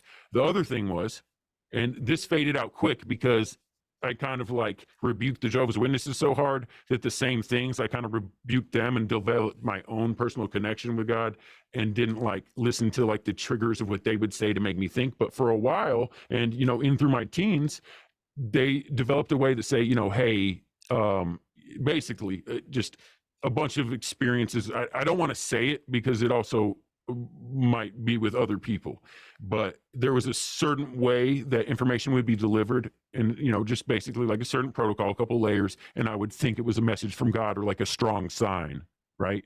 So that was the way I was being handled too, which was like subtle things in the background that I was conditioned to take as signs. Okay. The last one is the worst and the most embarrassing, because here's the thing is, yeah, being handled by aliens might sound stupid and I might be a fool for believing it, but they had some convincing stuff. This last one was, I'll be honest, the most upsetting to me, which was, they, again, same sort of frequency technology, all that patterned messages. I would get hit with something, I would get ideas and think they were my own ideas. And I was being handled by patterned messages sent to me, and I was routed so far into a certain thing, and I had been step by step that I actually wanted to do what they wanted, and I would get sent patterned messages in some instances and think it was my own idea, and then I'd be like really at odds with it, but it'd be in there and I'd be like, oh, and I, you know, it would like, you know, I'd get convinced. And I hear about targeted individuals and all this, and that's it gets really dicey. It gets really dicey. But here's the thing is, the technology's out there, and this is being practiced and all that. And, you know, I was heavily conditioned, a lot of neural scans, going through the alphabet, going through phrases, going through this, going through that, like everything. Like there was so much set up for this ahead of time. But yeah, I was getting pattern messages and thinking things were my own idea. And I ended up beating that one on my own too, kind of like, you know, I was just like, I thought I was paranoid schizophrenic. That was kind of what that was. And it wasn't just like an alter doing stuff. Like I was literally getting some, you know, voice to skull technology. And like, the thing is, unfortunately, being with this, like, you know, this is the sort of thing that can get used with other people. Just like, you know, I mean, you can pull up the equipment that's sent to certain frequencies and stuff like that. But anyways, yeah. So, you know, the most effective one for me personally ended up being the aliens, because it was very traumatizing and it was actually believable to me.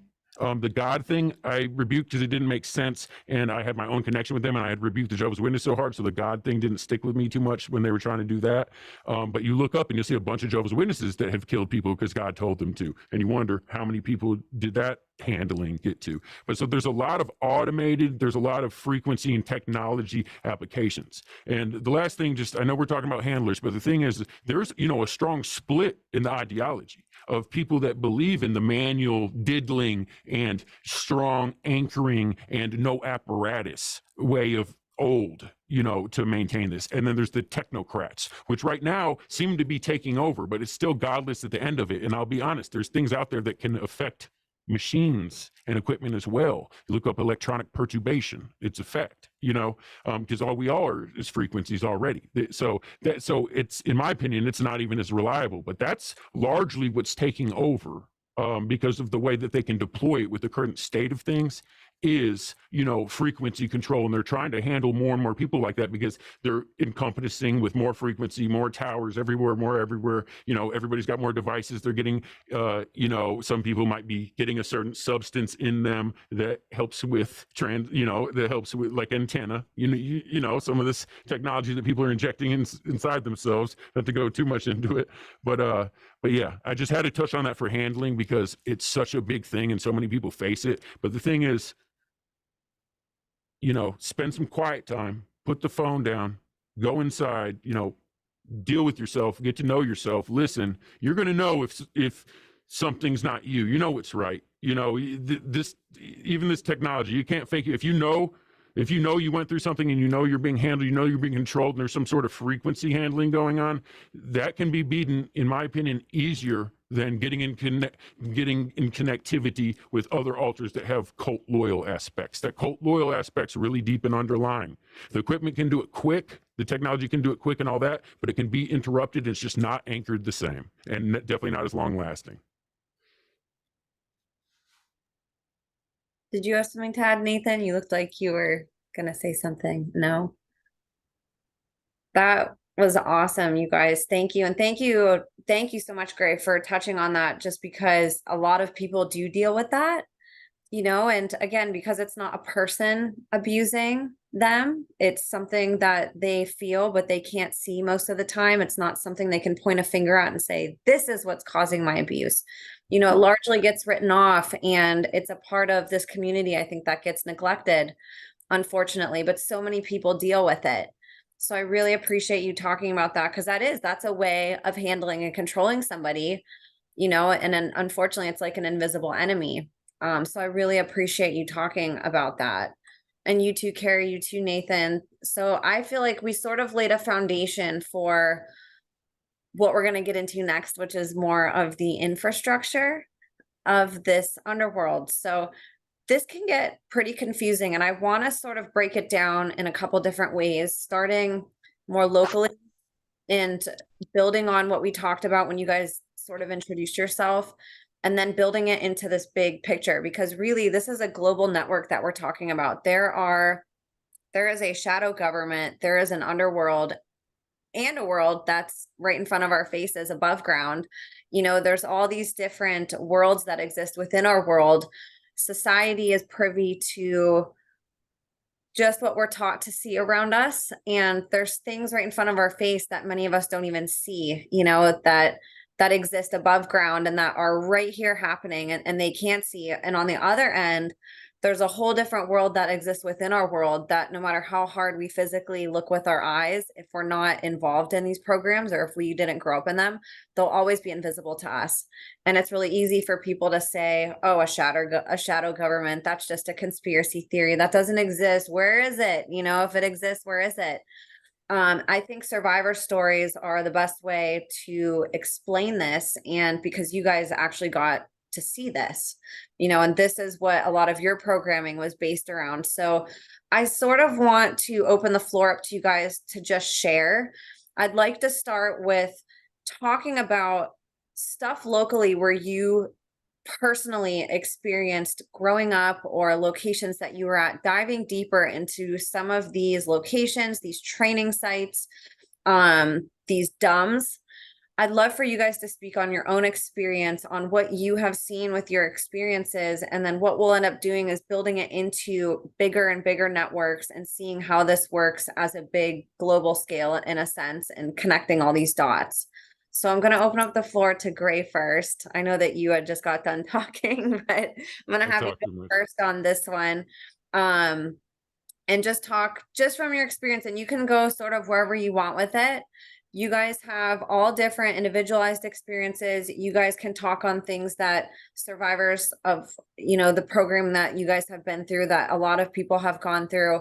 But I think your individual experiences and seeing how these all tie together are going to help, you know, explain to people this sort of hive mindset, the mindset of the people that build this, like who these people are, what these networks are, these locations, and sort of diving into it. So Gray, I'll let you sort of take it away, and then we're gonna have Carrie after that, and then Nathan.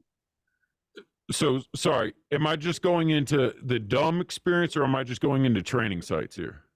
Training sites, DUMs. I want you to go into your personal experiences and anything that you want to share about any sites, above ground, underground, business cover-ups, whatever it is that you personally have experienced. I'd love for you to build on that. Like just locations, or are we just talking about infrastructure in general and painting a picture of it? I just don't want to go too off the rails. Yeah, no, either. I want you guys to be able to explain what the infrastructure is, and then to give examples in a sense. So if you could put it in your own words, like what all this is, and then some examples from that you've essentially experienced in your life. Okay. All right. So I'll try to go through my life and kind of talk in general about this also as we go. So getting into just to dive right into the dumbs and all this, like, okay, so here's what you have dumbs obviously are exclusively pretty much going to be tied in with military intelligence, national security, military. Let's just keep it simple, right? Okay. So what else do you have? You have military bases, then you have dumbs. Dumbs, you don't try to debate if there's dumbs or not. That's ridiculous. They've long been had, especially during World War II. We threw up everything. It was a world war. We had, nuke silos, missile silos everywhere, tunnels under the whole U.S., routed everywhere, transportation. This is what happens.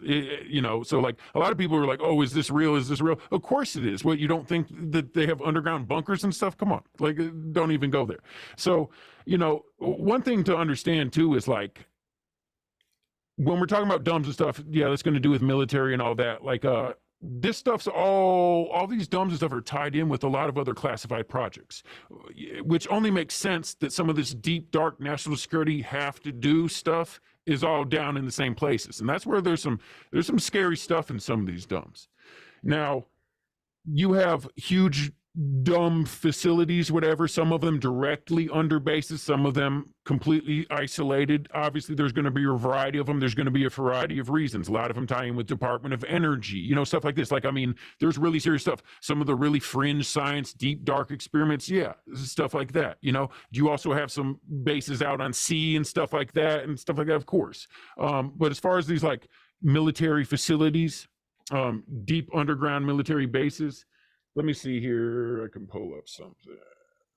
We have, what do we got? Locations. Location. Isn't that what they say? And I can't find them because it's not named location. Okay, so can you maximize my screen possibly?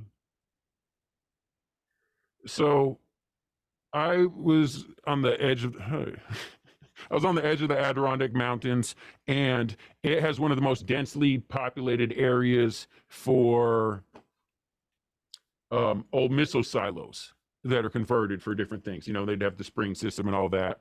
And, World War II especially, usually have the little entrance right like that, right? So a lot of these domes, domes basically usually are purpose-built and are made and being used. But a lot of random dumbs and other things are just decommissioned, right? Old stuff that got repurposed. Just like, for example, people have heard, now I know Montauk's not a dumb, but for example, Montauk, right? Stuff like gets shut down and repurposed, so on and so forth. These are all pictures from actual Adirondack silos that were converted. There's a few that actually got sold on the just public market and stuff like that. But these are all from Adirondacks, it's just so they had these speckled all throughout the Adirondacks, and you see, like, this one was getting redone and stuff like that. You could tell this was the same one as before. It's just, one was rendered. There's tons of them. I mean, it's you can pull them up. There's a lot of them that are public, a lot of them that aren't public, right? So they're everywhere and they're doing stuff. There's places that specialize in certain things. There's, what are you going to do? Like, I mean, as far as the dumbs go, what can I say? Yeah, they exist. The main base dumbs that are, like, really active and tied in, have some official stuff, but then you have kind of like really clandestine, completely off grid, completely compartmentalized, like, yo, this is so hard, run with this. If y'all get some good results, then we'll talk. But, like, we don't know you, sort of thing. I mean, obviously you have different layers of separation, and you have different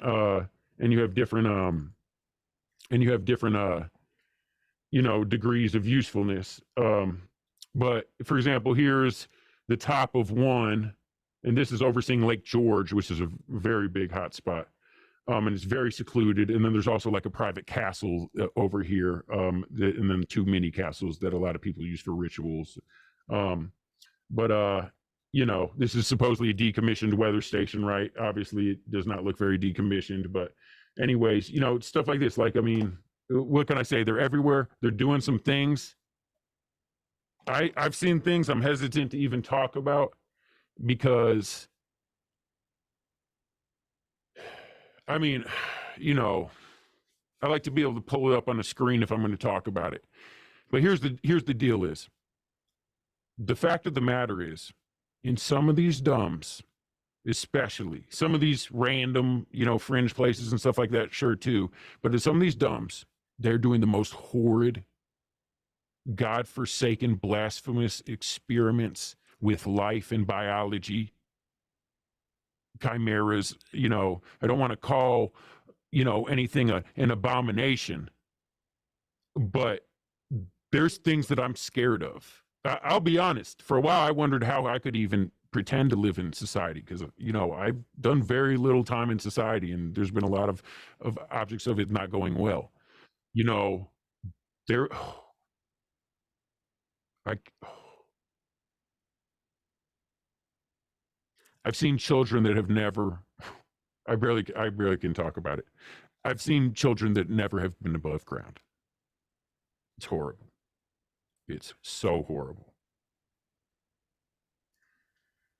I understand national security, understand how you're going to progress if you never try things and this and that and all that. Like, you know, there's a line. I'm all for progress and wanting to, you know, expand and develop. Like, they're so horrible. And this, you know, sure, in some of these places, they're also doing conjuring and, you know, doing this spirit stuff. Some of these places, one place that I was at, they were literally, you know, doing serious invocations and rituals and recording the frequency and having the full helmet with everything on to get the full EEG or whatever you call it recordings. So then they could try to reproduce that just with the helmet and recreate that phenomena that comes through what they were experiencing from these invocations. They were trying to electronically measure invocations and see what's happening, you know, stuff like that. Like, you see these haunted house chasers and they have like the beep, beep, beep, you know, and they're detecting different stuff, like, you know, high-tech version of that. Like, and that's just one aspect of it, though. Like, they are, you know, doing stuff with genetics and cloning. Are they doing all that? Yes, of course. Well, you think people aren't playing around with cloning?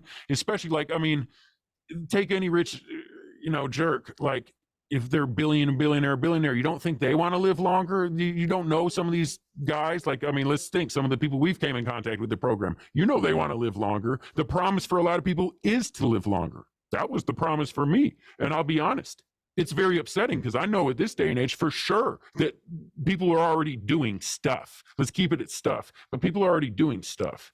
You know, it's horrible. So anyways, dumbs, they exist. They're doing horrible things, and, you know, we got to stop that. Moving on to just training sites in general. You know, I mean, I told you all about the 88 acres, and they have like the mini safari. I mean, I guess I can blast through a couple of these real quick, but basically 88 acres had the mini safari, and, you know, you'd run through that. And they'd scare you, right? I mean, you know, what do you want? I guess, I mean, here, we'll go to a couple here. Okay. Can you pull up okay. So here is something called Gurney Lane, you know, appropriately named Gurney Lane, right? So what I went through here was horrible. It was a pool that was only, you know, for private use when it's closed and stuff like that. And swimming lessons were like going towards winter. And then they also have a pond. And then there's also like other courses and stuff like that. So anyways, this place was used for like worse than steel style conditioning, you know, horrible cold water, getting you used to the horrible cold, blah, blah, blah, blah, blah.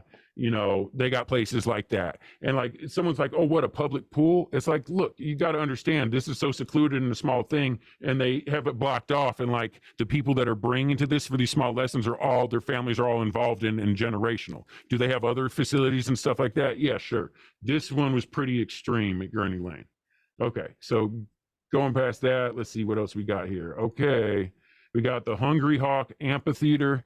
This was in the park that I was talking about when I was talking about ritual locations. I went back there to take some pictures of it, and of course, you know, what we got, right? Was that used? I honestly don't think so. I think that's one of those things where it's just a sign like, yep, still bad vibes.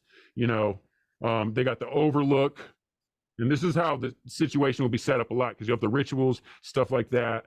and then you will have the overlook. And, you know, it's the same thing everywhere, but this is the standard, right?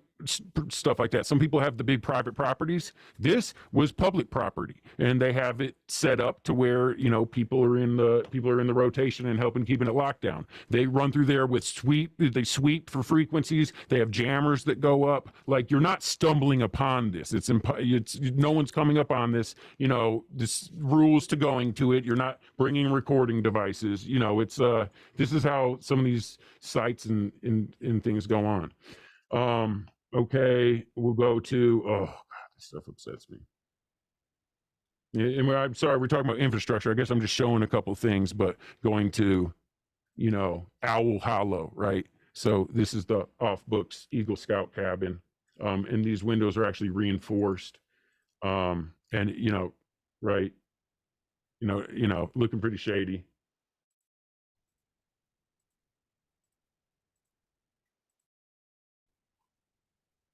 Reinforced windows, whatever, you know, whatever sort of strong glass they're made of. Anyways, getting towards really training sites, because these are not as much programming sites. I just kind of wanted to breeze through a couple of those, but going towards now actual training locations. I had mentioned that, you know, I went to one specific place, and it was an area. So many of us have dealt with this. Many of us have dealt with this. Have dealt with the mortician and morgue stuff, right? So this is somewhere I was right through the woods here. This is University of Tennessee Experimental Farm Lake. You know, Campbell Drive. Some people know Fort Campbell. This is not at Fort Campbell, but it's, you know, kind of mirrored and linked up with it. And University of Tennessee also ran the first body farm. And, you know, this just ties in. The thing is, remember when you're going back, I'm going to skip around here just a bit, but when you're going back to MK Ultra, and we're talking about infrastructure in general here, right? We're not just talking about we're not just talking about a programming site. You got to understand that when we're talking about MK Ultra, we're talking about not a few fringe places. We're talking about major institutions. We're talking about major institutions, colleges, prisons, so on and so forth. Literally everything's involved, you know? It's the whole infrastructure isn't just programming locations. This goes back to the original MK Ultra, where stuff was really getting established all throughout the US. You know, if you want to go through, you know, everything and what all came out, you know, it names the amount of colleges. That's actually what I was trying to pull up, was the amount of colleges and schools and stuff like that, but it's everywhere. It's tied in with these universities. It's tied in with the top psychiatric associations. It's tied in with the top doctors, so on and so forth. Okay. And I'm going to show real quick this programming place, training site, and just kind of forward operating base. And then real quick, I'm going to describe the infrastructure across a couple of different walks of life. But so you had the experimental farm lake that's tied in with the body farm, and, you know, it's because University of Tennessee handles all that. That they had the original body farm, and it's just University of Tennessee is a big one. So anyways, you know, they're doing different experiments for different things there. You know, it's a lot to go into, but the point is, right through the woods from there, where I was stationed, was a forward operating base. And this forward operating base was set up in the 80s in what was called Project Pegasus, which was ran by G7 and the conglomerate, global conglomerate that was basically installing, their own regimes in places under the guise of democracy, or so on and so forth, using false flags. The same group that was affiliated with, Watchtower and Amadeus, and funneling in the cocaine, Iran-Contra funneling in the cocaine, creating the crack epidemic. So this was in Columbia, Tennessee. Right through the woods here was that experimental farm length. Here was where I was living, and this is Hunter Field. So yeah, Hunter Field was the airstrip that was set up in the 80s by the 160th and members specifically of Pegasus as a forward operating base and close by, close enough anyways to, Fort Campbell. And again, you see right through the woods there, it was mirrored it was on Campbell Drive. This is how this stuff works. It's really stupid, but specifically with some of this infrastructure that was set up by the military, they really put it in your face. It's so stupid. But for example, Edward Hunter was an intelligence agent and a journalist that coined the term brainwashing. This is a book. He wrote a lot about Soviets, China, all this. He coined the term brainwashing. Now, on a map, this place is called Hunter Field, but what it's really called is Ed Hunter Field. That's how in your face that this stuff gets. So, anyways, right across the street was a place called the Ring Farm. And there would be corn mazes that we would use for training and drills.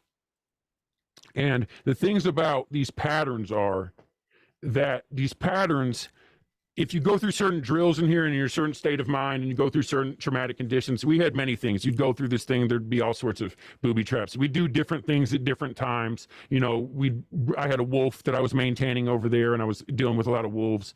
And, we'd have them guarding certain areas. We'd have, little cow patty, half charge mine things that go off and blow up shit all over you. Be going in there soaked. We'd put electric collars on people going through there and shocking them if they don't stop. There'd be a lot of different things that we do. There's all sorts of different stuff, but this is just one example of, and who owns Ring Farm? And you see stuff like this also where there was training with powered paragliders and also electric powered paragliders with different pitch on the tips for very quiet. And you'll notice, for example, in the recent infiltration that powered paragliders were used to sail in. There's a lot of the training there going on in the private airstrip and just basically, training different special forces and training, sleepers. We were doing all sorts of stuff. But that's that's just one example of a location that's anybody can access. It's not off the grid. It's literally a private airstrip that's being used, a bunch of us in the area all stationed there and we're running it, what is there to say? So, different things cut in the cornfields, all that, across the street, I'm over there, with the wolves. This, by the way, when I was there was I was trying to catch this weird thing right here. Maybe it drank out of the Tennessee experimental farm lake, right? But anyways, you see, that gives you a better thing. So this was right here where I was living in. Then you have, Hunter Field, and then you have the Ring Farm. And people know stuff like farm, ring. I know this is stupid because these are just words, but like heavily associated with network stuff. But anyways, they use names and stuff like that. It's in your face. It's just part of the infrastructure, all military intelligence, Station Loop, University of Tennessee, Hunter Field. You see where it is, and then what's all in the middle of it? Nothing but woods. What do we use that for? You already know. I had, courses set up in there and we'd practice, different ranges of combat. And obviously we had the close quarters combat and close quarters battle, whatever you want to call it, set up heavily too in the fields and, the corn mazes and all that. But so that's, one part of infrastructure to where you're going to have the DUMS, military intelligence, you're going to have private airstrips, you're going to have facilities, big warehouses, obviously. A lot of the air hangars there too would get set up with temporary things for like when you're breaching a place, you will rebuild the inside of it to practice entry, if that makes sense. So a lot of that would go up in the hangar. It's literally just a black site, whatever you want to call it. So anyways, going from that, I'm done showing stuff. But so going from that, that's kind of like the military intelligence infrastructure. But let me just break down real quick in general infrastructure. The way that I see it and, know about it is basically, you have whatever, MK Ultra behavioral modification. They sweep in, they're getting help from the families and stuff, which are already operating and doing these sort of things. It all kind of gets hodgepodged together, right? But what happens is at this point, things really spread out because already, the military and government is doing this, but who's the military and government ran by? Families, corporations, all that, so it's all tied in together. But so here's the thing is, there's a recipe. Trauma-based mind control, behavioral modification, whatever you want to do it. What do we want? We want the population stupid and easily controllable. And then we want specific people that are good at stuff with us and especially working for us. That's what it gets down to.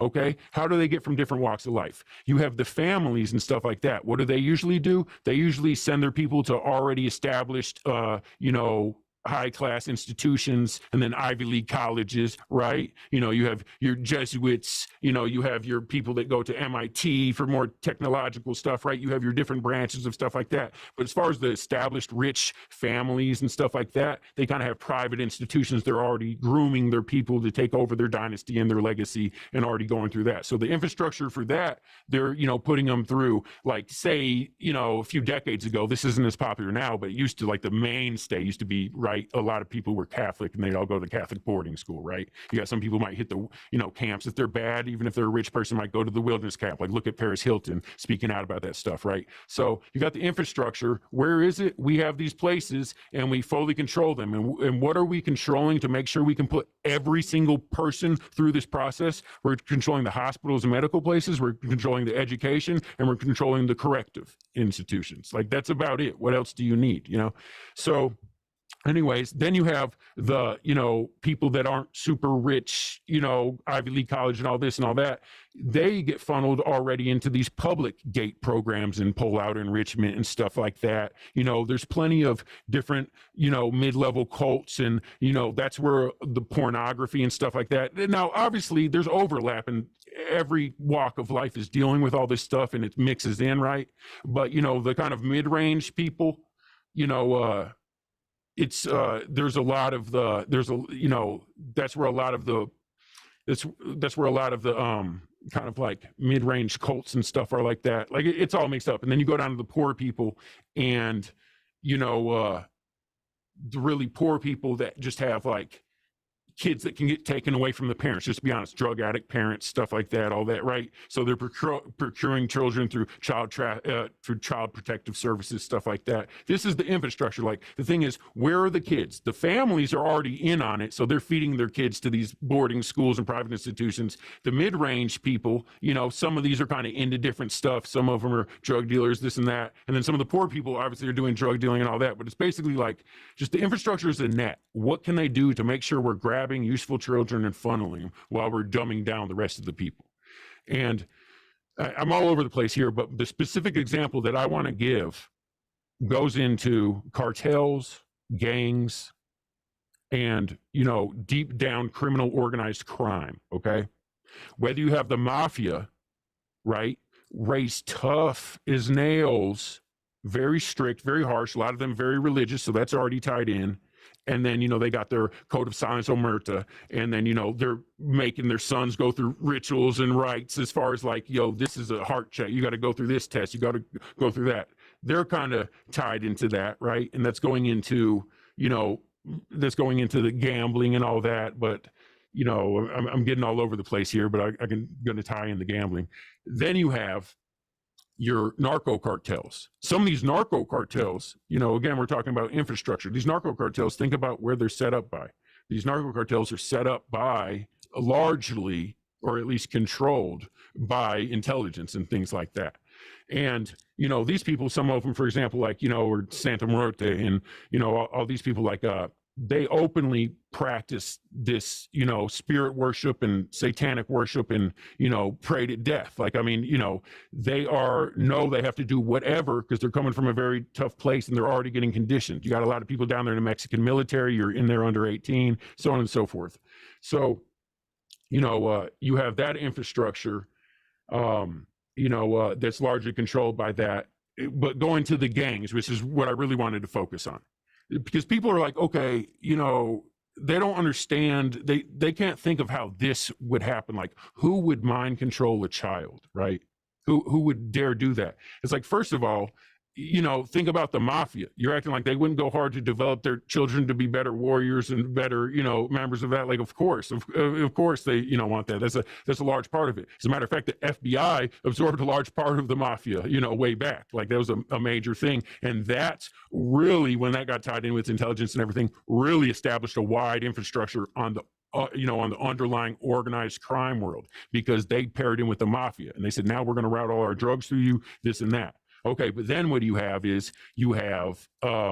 for example, like the African-American population, right? Okay, and a lot of them would be also competing and selling drugs and warring with the mafia or working with the mafia and other things. Now, when you have some of these gangs, and predominantly, obviously, the narco cartels also tie in with Serranos, Nathaniels, MS-13, Mexican Mafia, all this stuff. So, and they're kind of following that same recipe, which is the infrastructure. Hey, we're not sending them to these gate programs or, private schools, and they're not getting, pulled out in that, and they're not dealing with, with the same American thing, but they're going through the same sort of process.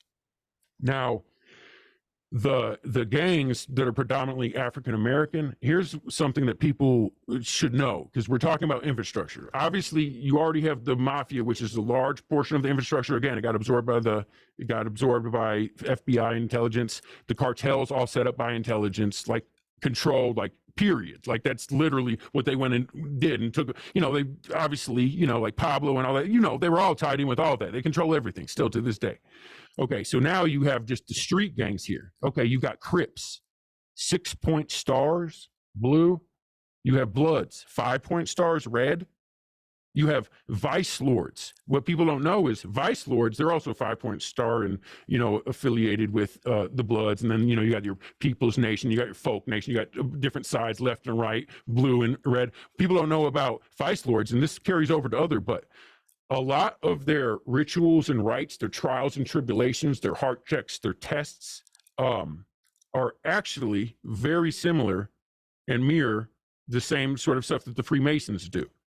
Now, some of their codes, here's what a lot of people might be interested to learn, is that the Vice Lords specifically use Disney characters and they use Disney drawings to send messages, especially in and out of prison, to where all the messages are read in order to different codes. And there'll be Disney characters that have certain hand signs up. They have all sorts of different things mean different stuff. But Disney and Masonry is so heavily tied up in these cults, people wouldn't believe it. It's all occult knowledge. It's all stair-stepped. It's all a pyramid program. And another thing is, for example, the Vice Lords, and I believe Crips and Folk and some others were started in juvenile correctional facilities, and not just a standard juvenile correctional facility, but a full-on like behavioral modification center. And a lot of these were produced in Chicago. And if you go digging into all this, it does tie into the same people that were operating in MK Ultra. But yeah, people don't realize that these gangs weren't started on the street. They were started in juvenile correctional facilities predominantly.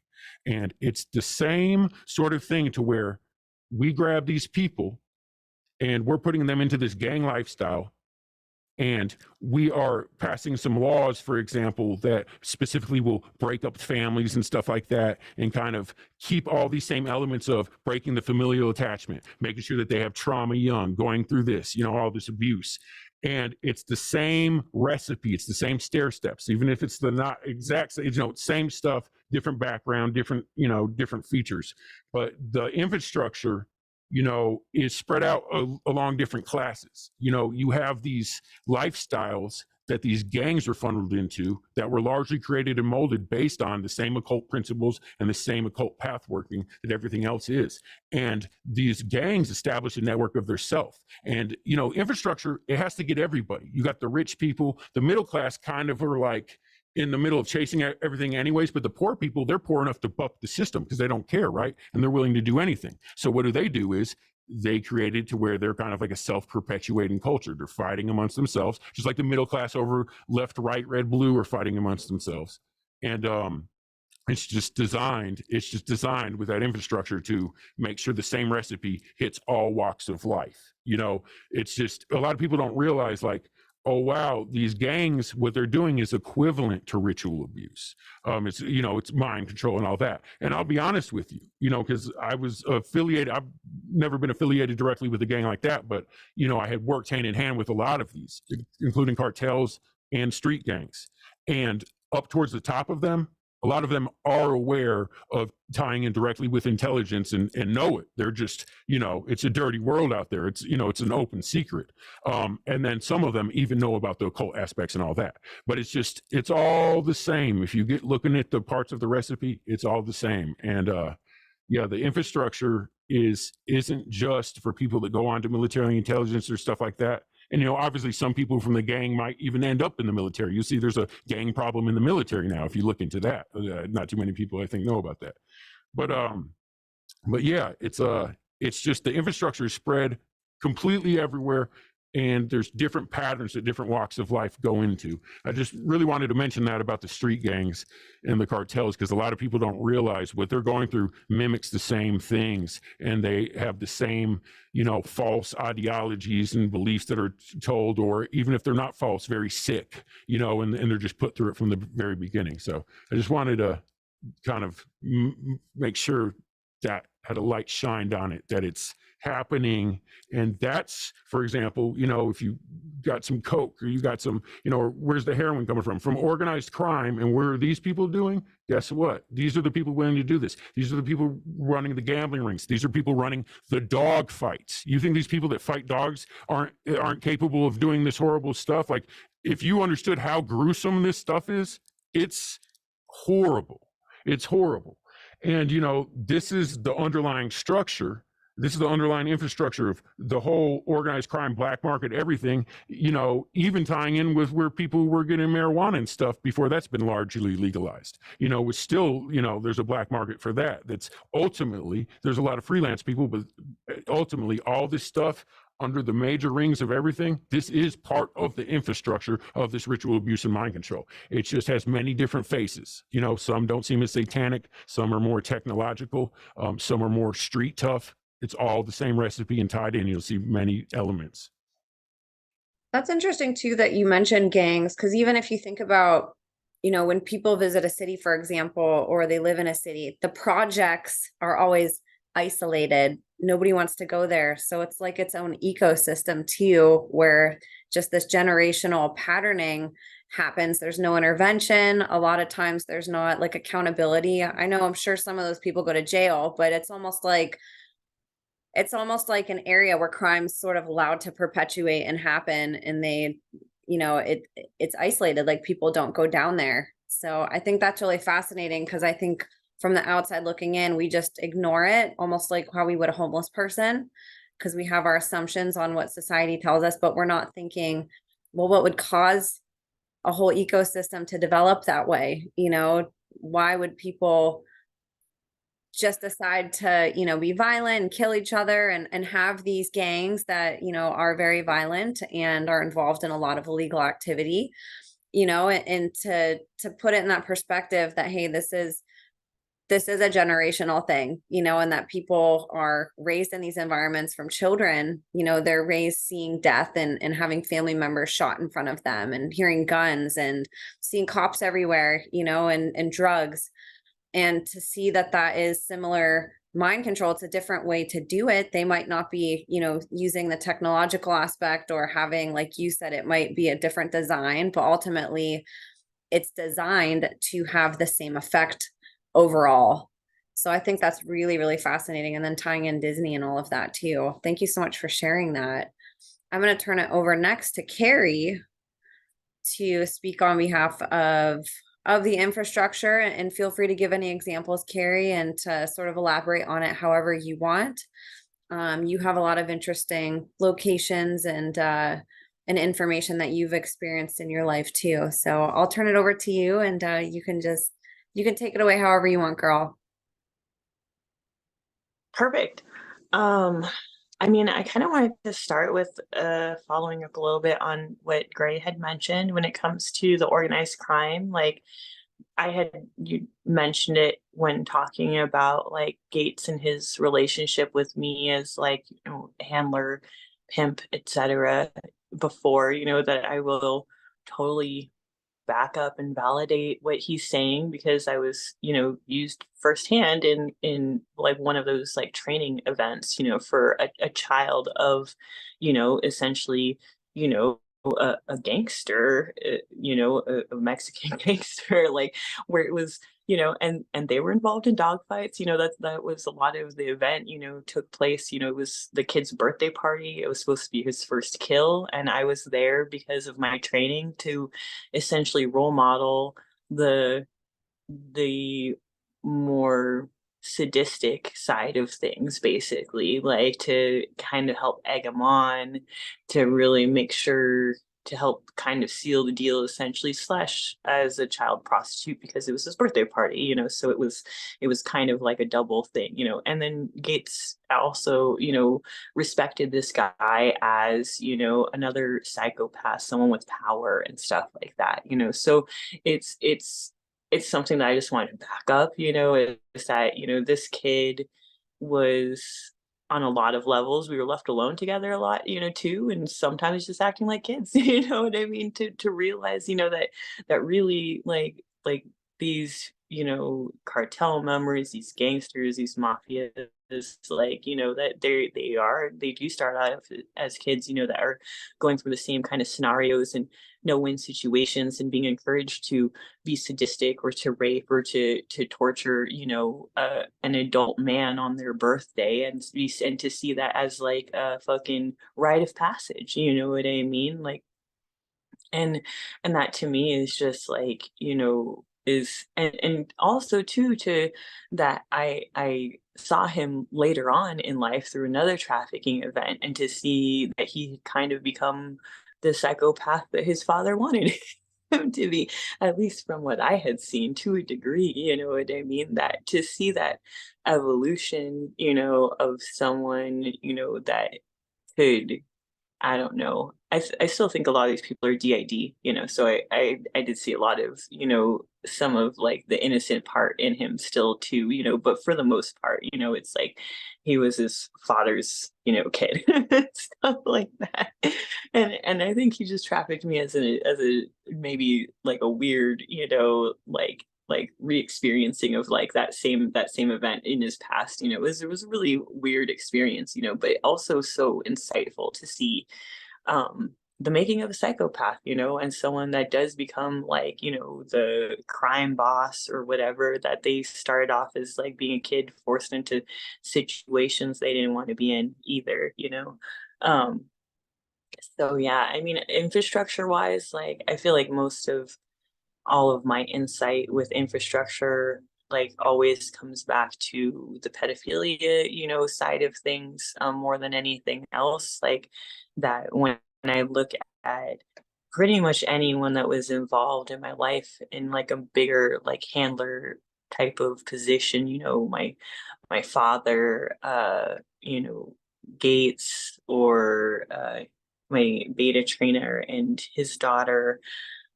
I don't even know, a lot of these different people, it all focused around their networking through their like really deviant sexual desires, basically, that on the surface they didn't really have too much in common, other than underneath the surface their willingness to essentially, traffic their own children or buy other people's children, and that was pretty much, the foundation of most of it. Like I had mentioned with even the coven use and stuff like that, like it's like I was all the people that I was sold to and everything, it's like a lot of them were purchasing my services, I think, by selling their own kids, essentially. So that's where I think network wise, like I try and emphasize things with people, is that from my experience, parents were involved like almost 100% of the time, and that this idea that like it's just random people that are kidnapping, that is happening, obviously, but a lot of the trafficking, does happen because these people are undercover, and that's a lot of what makes people assets in the network, is the fact that, they're not all underworld hierarchies like Ray talked about with the gangsters and stuff like that. A lot of people are very well-known professionals, and that's a huge part of their cover. Most of my abuse really occurred through the military, but then also like the medical field. So it was a lot of doctors and, some politicians through that, as well, like that essentially it just ended up, I don't know, it's like, and essentially all these people also had something, like I said, to sell other than the money. Is so when you're dealing with doctors and stuff like that, they're also going to have skills that they can apply as well. And in addition to like their reputation and stuff like that. So just talking about like a ritual site, one I had mentioned, I think in my first episode, was like the first ritual event that I had gone to, was essentially, it seemed like just like a rich people hunting lodge that was like stewarded by a retired doctor, basically, who had on the premises.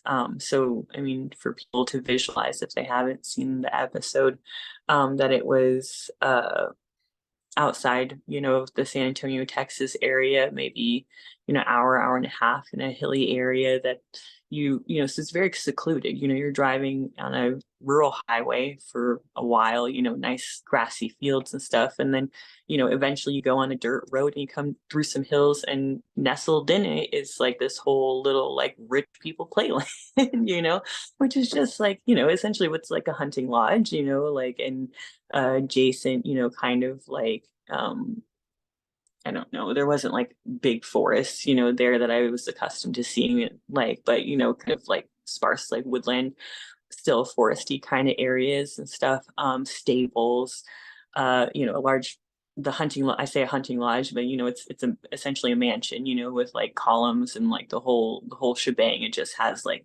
that affect once you go inside with all the, animal heads and stuff like that. But, off to the side was several buildings that were essentially medical facilities, and this is like in the middle of fucking nowhere. You have surgical facilities, you know what I mean? And my guess was that the baby that was sacrificed in that ritual, was born on those premises, because that baby was bloodline. The baby belonged to the daughter of the guy who like owned the place, basically. So it's like the whole family was there. The daughter toured me around the stables, and showed me how awesome it was, and shared with me that she was jealous that her grandfather was abusing me and not her. How fucked is that? But it just goes to show you how different this world is to what most people have experienced. When it comes to, we just look at something like that, and it's like when people ask where the babies come from, it's like Gray mentioned, the babies can come from so many sectors, it's ridiculous. You have cult people, that are literally like quote unquote elites, the parasite class, that are willing to give up their own kids to it. You have impoverished people who lose their babies, essentially, and you have like middle class people that are people like my father, who are just someone who's a pedophile, and your child is just a commodity for you to trade.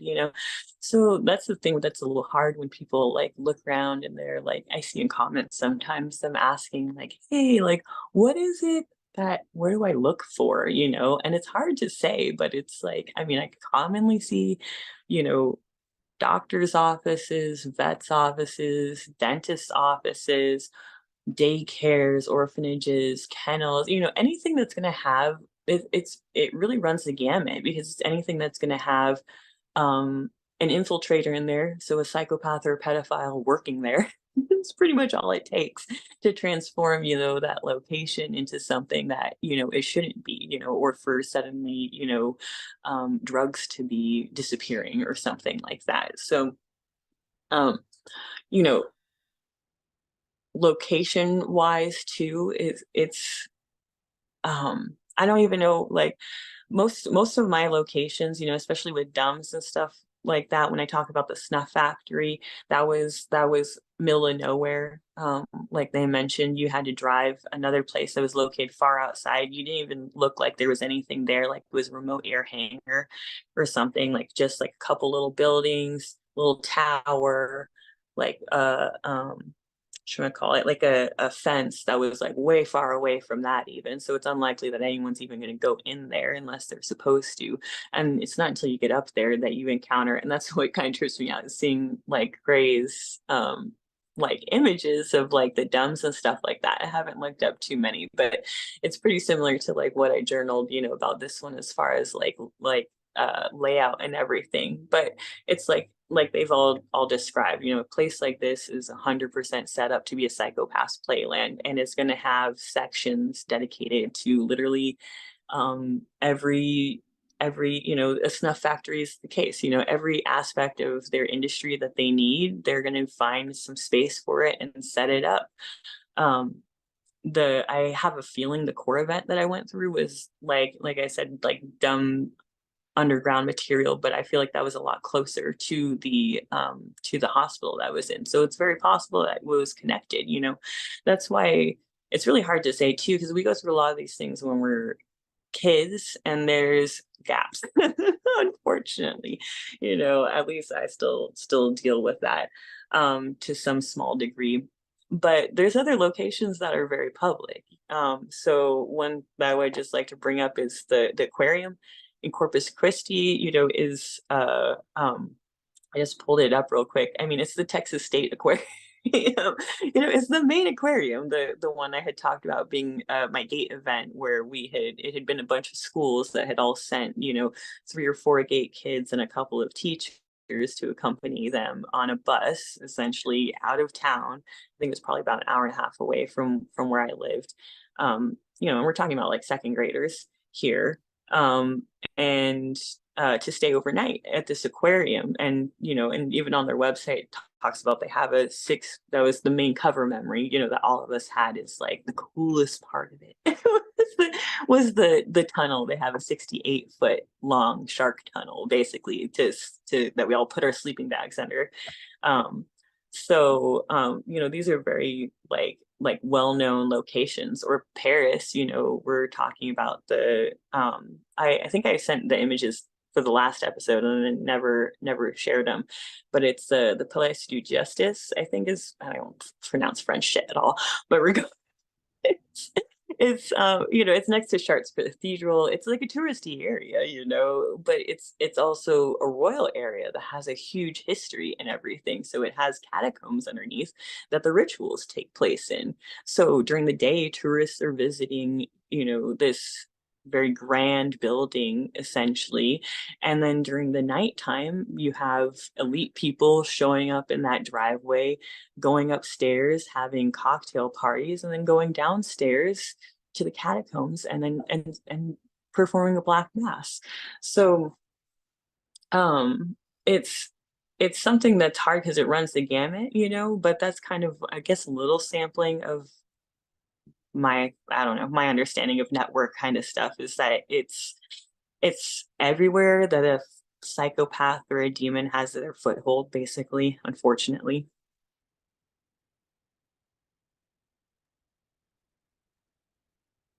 Thank you so much for that, Carrie. Nathan, do you want to share? Yeah, I do. You guys are doing a fantastic job. You guys It are is. on some job. This is. I mean, there's no way to circumvent it, because you do have on one side like a legitimate business front, like down in Lake Havasu. I'm going to do a little screen share here. Like down in this is in Lake Havasu City, Arizona.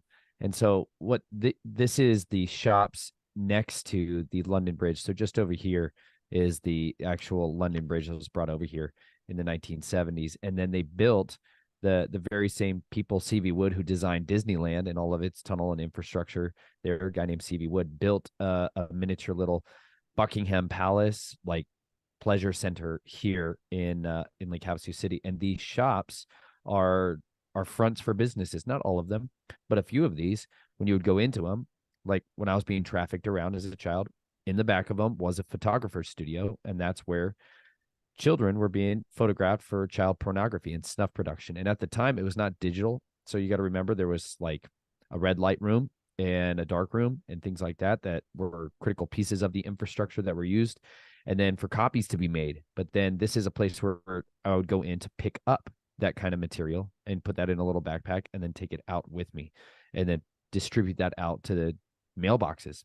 I mean, it was very just low tech, it was very not, there was nothing advanced technology side about it at all. It was very low technology. But in this is behind that. So is this London Bridge Resort, and this is literally what's inside this resort. So this is a place where people book stays at, and this is literally the carriage from the royal carriage, and this is inside there. They have a big engraving here, wood engraving of St. George slaying the dragon and all this other stuff. And then there's all these goddesses and ancient statues and idols all over the inside of this entire arena. And so when you walk in here, this is like when you get into like programming for like Buckingham Palace programming and royalty programming, they literally bring children in to this arena. And these are built-in mind controlled triggers to stimulate that and bring that onto them. But this is at the London Bridge Resort there. I wanted to talk about this because they literally recreated the city of London down here in the middle of the desert. And like they're describing how you have these at the time, very secluded arenas where they build out massive infrastructure. This is huge amounts of funding, similar to like what you see in the military, where people and investors were flown out here for a long time. Robert P. McCulloch was financing and paying to fly tens of thousands of people out here for free from Phoenix, Maricopa County, and flying them out here for free on DC-10 charter flights to try to build up this arena. I mean, this wasn't like for low grade people. They brought out the literal Buckingham gates that are right there at the London Bridge. It is a huge amount of investment went into this place, and it's still very, very active. When I went down there to film with Tom Dunn, we literally were going around and filming right outside of this, and they have a public bathrooms, and there was still young children, male prostitutes working outside of the shops right there. Like they still have to this day the active trafficking going on there. There's like a children's organization, a adoption center that's on the island itself, the Arizona like Children's Adoption Center that's right there. And it's still, if you go on Google Earth and Google Maps, they still blur out a lot of these places like they're military structures. They don't want people looking at there and being able to get in. And that's one of those other clues, like even Gray was getting out earlier with that owl cabin, that these things, some of them are literally, though they're in plain sight, you still cannot look at it from afar. You have to send physical assets onto the ground to be able to take pictures of it, because this is one of the ways that they hide it in plain sight. But as that kind of went on, when I went to Arizona, out of Arizona, we went to Colorado Springs, and the big premise there is this place called Camp Alexander. Camp Alexander is like hold on one second. This is the Boy Scout camp, and the Boy Scout camps are very ideal for a lot of this because you have a major quick excuse for old men to be around young boys, and you can seclude and isolate people here. And at Camp Alexander is what I went through is something that's called the Order of the Arrow ritual. And so this is like a public thing in the Boy Scouts, and it is within the Boy Scouts. It's like this prestigious secret society that's inside there where they take you in the middle of the campfire and they call your name out of the fire, literally like just like a ritual where they pull your name out of the fire. And then you come down and they whisper into your ear, like, don't speak anything. You're not allowed to speak. And then they basically blindfold you and lead you into a full initiation rite and ritual ceremony, and then bind you back into these tents with what is an abuser, who's going to initiate you into this tribe of the Order of the Arrow.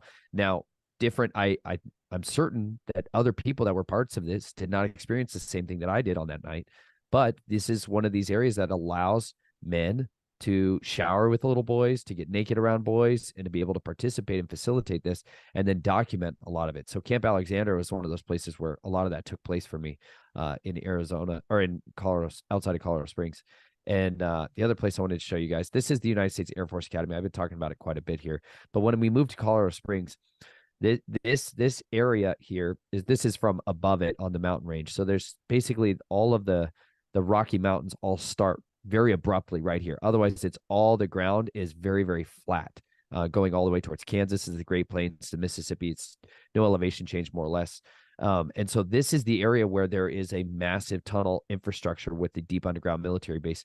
And this is, like Gray was saying, when they threw all that money into this stuff and the building everything out in World War II, NORAD, which is right just a little bit over here on the Front Range here, that area is literally was publicly known as one of the biggest military bases that was designed to withstand a nuclear blast. These are 13 buildings inside there, built on top of shock absorbing springs in order to absorb a nuclear strike onto that facility. But they continued to honeycomb out that entire area. And it was while I was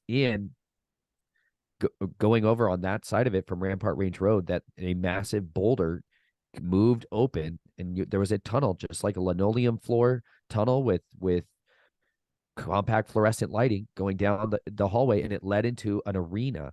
And it didn't look like a cathedral style or Coliseum style arena, but it was literally just like an indoor soccer ring, like where it was plexiglass walls, and then there was like an AstroTurf like grassy area outside of that and a few little visitor stands. And it was in there that they would do testing on people and having them fight. And like you said, trying to articulate what you see inside these bases is so uncanny, because it's not human. Like it's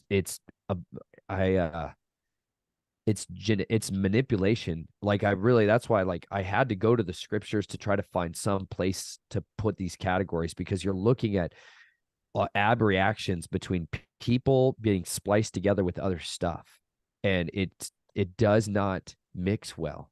And yet at the same time, you have like a humanistic like tendency to want to try to relate to these things, these people, but they're not. You're literally dealing with people, some of them being transgenetically altered to be like serpentine, others to have other traits like wolves, and looks like lichens, like werewolf like stuff. And you experience, interact with these things as if they are sentient, normal people. And so it's really hard to try to express the level of depravity of the things that you see inside these places, because they are like the worst genetic experimentations. And some of them, I think, on one side are just designed to traumatize. They're just designed to terrify and to freak you out so horribly. And then you have to learn how to interact with this kind of realm of these other things. And that's like what, to me, in the reality of what I saw on the underground side of it, that I got bonded to, because I had this like compassion towards these things that I believe that on one side they had as a perverse or messed up upbringing in their own way. They didn't have free choice. Like you were saying, Gray, like none of these things saw the light of day. Like they never experienced a day outside of this hell, like ever, not once. Like they never got a break from it. I still had some kind of a surface life, but there's these other people who their entire life, there's the other things, their entire life is ruled by this, to where they don't have any relation to understanding our above ground lifestyle. They don't comprehend it. They don't have any connection to it. They're never allowed access to it. And they are like the definition of a slave, And so that stuck with me so long, especially there in Colorado Springs is so designed to be a facilitator of this, like from its core tenets, just like Havasu City was designed to really facilitate pedophilia. Colorado Springs was designed to facilitate a religious militant continuity of government, to carry on a form of military supremacy in the event of nuclear war. That was like all it was built for. Everything that went into the design of that entire facility was for that. Like there was an assassination at this like former general, Lewis Palmer, who's like one of the founders of the city. And they have these satanic tunnels that are in there. And it's still accessible to this day. It's like an abandoned property. But like these are places that people go to on a regular and commit these rituals at, because they're already preloaded. It's like they're already pre-charged from all of these other things. But on another side of just like the infrastructure, I wanted to share as well. from there, like one of the ways my family specifically, hold on, I'll just show you. This was in my book, and I put it in here because this is my father's ultralight aircraft. Okay.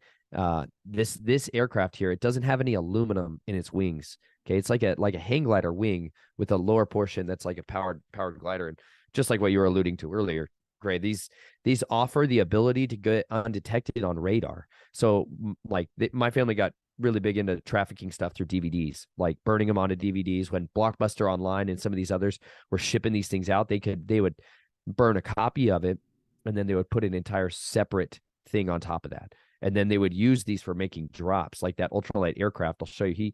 He bought that when he like made the deal with my great grandfather to trade me for my body. He got that aircraft, and then this is kind of what it looks like a little more up close. He had a 2-seater with a little bit more of a cockpit. This is a little less robust one here, but there's 2 different airfields that are out there outside of Colorado Springs. You have mostly military airports out there, like Schriever Air Force Base and Peterson Air Force Base, and then you have these other private civilian airports like Springs East here. This is like a really tiny, non-towered. Okay, so this is really important. There's nobody out here with radar stations manning and documenting who's going in and out. And so this is one that you can fly into, and people do fly into, that's more or less very minimal infrastructure. And so that's a really ideal. This is like Meadow Lake, where my dad had like a hangar and kept these things in. Now, these hangars are so integral to this because it allows people anonymity. It allows people the ability to come and go without being detected and without being registered. And so inside these, you can have people with U-Hauls and other vehicles that they used to just do transportation for the network when they're trying to bring in human intelligence, human assets, and they don't want other people to know about it. This is what they use, these non-towered aircraft hangars. And this is why these are so integral, is because you physically have to move people around. Like at Schriever Air Force Base, on the military base, at night, they would fly in a separate cargo load on a C-130. Like when I got brought in, when I started getting really groomed into the Lobos, was seeing these guys do operations. And so they did a sting on guys that were trafficking humans. And they had brought in a shipping container on the C-130 that was marked as a different cargo. And when they opened it up, it had a bunch of Chinese nationals in it, predominantly women and children. And when they offloaded them, they still shipped them out. They allowed it to go on. And they showed me that basically sometimes we don't rescue the victims. Sometimes we have to let them go so that we can tag it and put a geotag on there and just follow it and see where it goes next, because they said they're running the ring. You know what I mean? They're going to find out who's up on the higher levels. But they need these military bases and they need runways so that they can physically bring stuff in and out. And that was a really key piece of the infrastructure that is a huge clue that you have to keep your eyes on. You do have business fronts that are on one side of it. Like the Reynolds family owned a lot of moratoriums and crematoriums. So like funeral houses, because they needed a way of getting bodies, because on like parts of rituals, they need physical materials. Like on parts of skinwalkers and some of the rites and rituals for making poisons, they use rear cranial bones from victims. They use the back parts of skulls from children specifically to make a bone ash poison. And like, so you need a place where you can actually accumulate and acquire that stuff. Or if you have a cleanup team, you need them to be able to do that as well. Like my primary handler was a dentist, because I gave him access to drugs and it gave him access to the chair.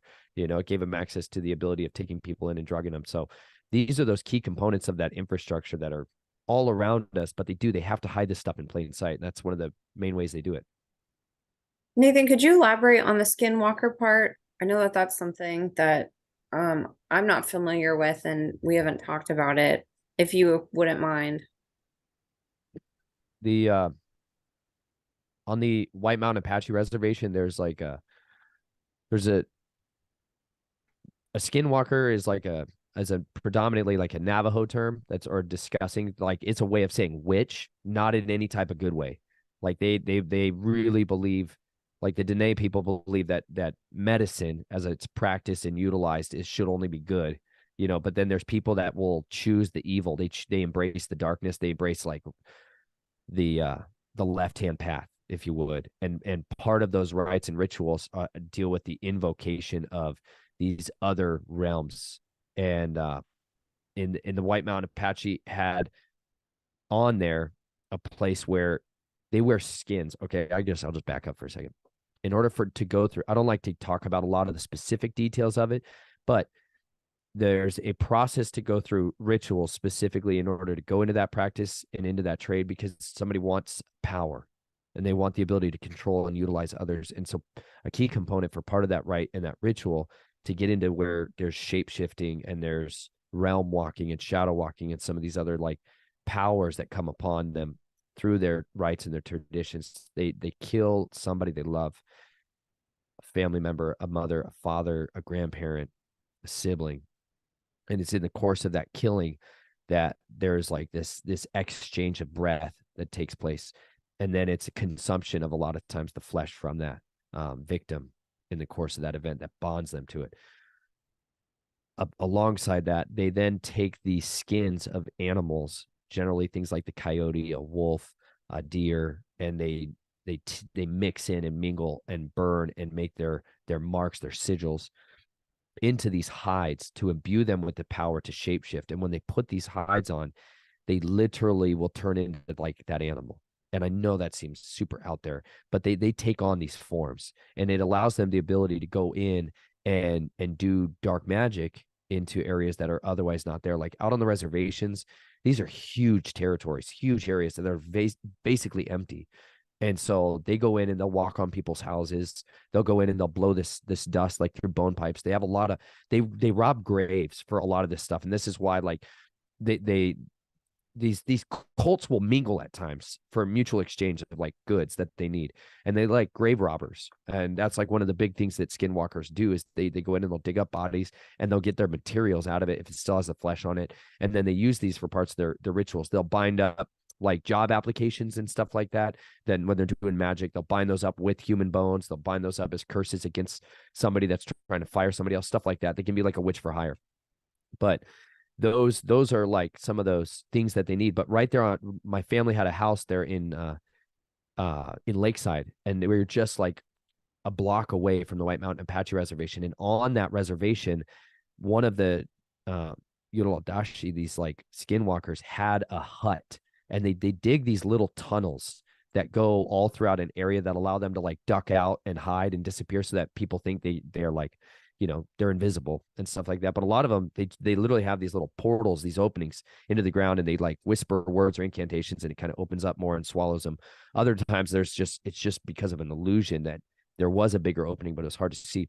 But they have this like hut that they built out for specifically bringing people in to do that death rite, to do that incantation where they're casting a soul out and they're bringing in somebody else into that cult. And so my family was participants within that system and in that cult, because they would bring victims in, and they would bring in other people. And I was kind of being brought in to like learn that shadow walking and learn that shape-shifting realm life stuff. So I know I've talked about a little more of that ritual specifically with you in a previous episode, but it's a really dark and an evil side of it. And there's a lot of nobody wants to talk about it because they don't want people to get enticed by it. Like the Dene people the Navajo do not want people going down that road. It is hunted down as much as possible because it's rampant in certain areas. And out there it really was on Bald Mountain and stuff like that. Wow. You guys all have so much in common, but there's so many things that are individualized to you as well, and it's fascinating corroborating that and getting to see the overlaps, but also learning how these things can be so different, A, depending on where you live, B, depending on maybe family or sort of the intent. But it's very, very, very validating for all of you and for people on the other side to understand how this works. Did anybody have any feedback, comments on anybody's on the information that anybody shared? You guys are like, nope. Well, I wanted to open it up to you guys. You guys did a really good job constructing sort of this infrastructure from your own personal perspectives, and then also giving examples of how widespread this is. Did you guys want to share anything else from your personal experiences or give more information on this big network, on this shadow government, on this underworld? Do you guys have anything else that you guys want to share?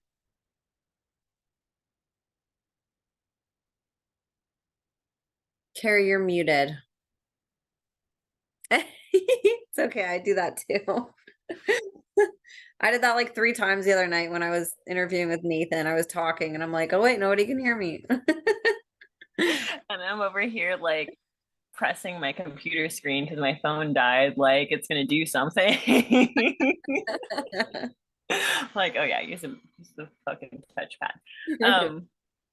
Yeah, so the only thing that I had kind of thought of like before when Gray had kind of finished up talking about handlers and stuff, because I just kind of like the way that he broke things down into almost like the mechanisms, you know, that the handlers use, and that they are very particular to every person, is like one of the ways for me that I always thought was like really interesting to feel very grateful about in healing, but then also to see the way that our minds can like essentially sabotage us in our abuser's favor and everything, and how they can create these like essentially false holds essentially on us.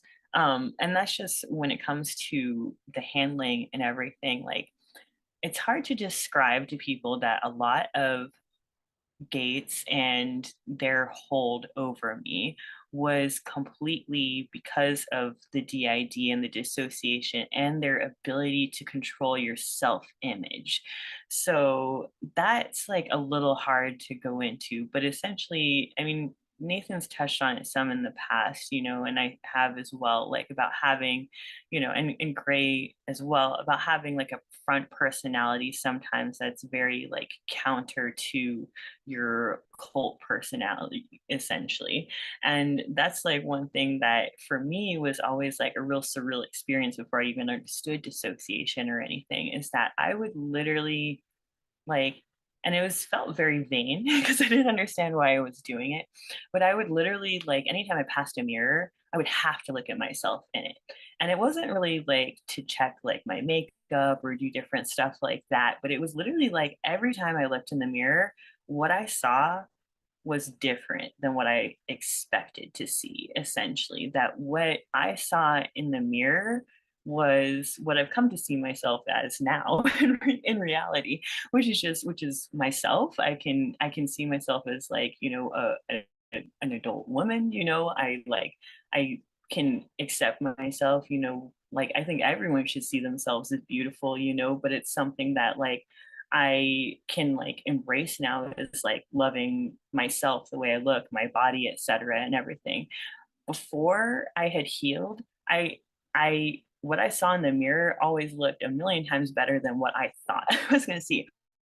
I always thought I was going to see a monster. I always thought I was going to see something that was like fatter, wartier, uglier. I don't even know how to describe it, you know? So for me, like the whole handling for me with Gates and everything was 100% about the self-esteem. Like my front personality in my day-to-day life had zero self-esteem, was very shy and introverted, very incredibly fearful and everything, didn't have any control over my body, you know, constantly like bumping into things and super like clumsy and stuff like that, had no ability to interact with people or to confront people or anything like that.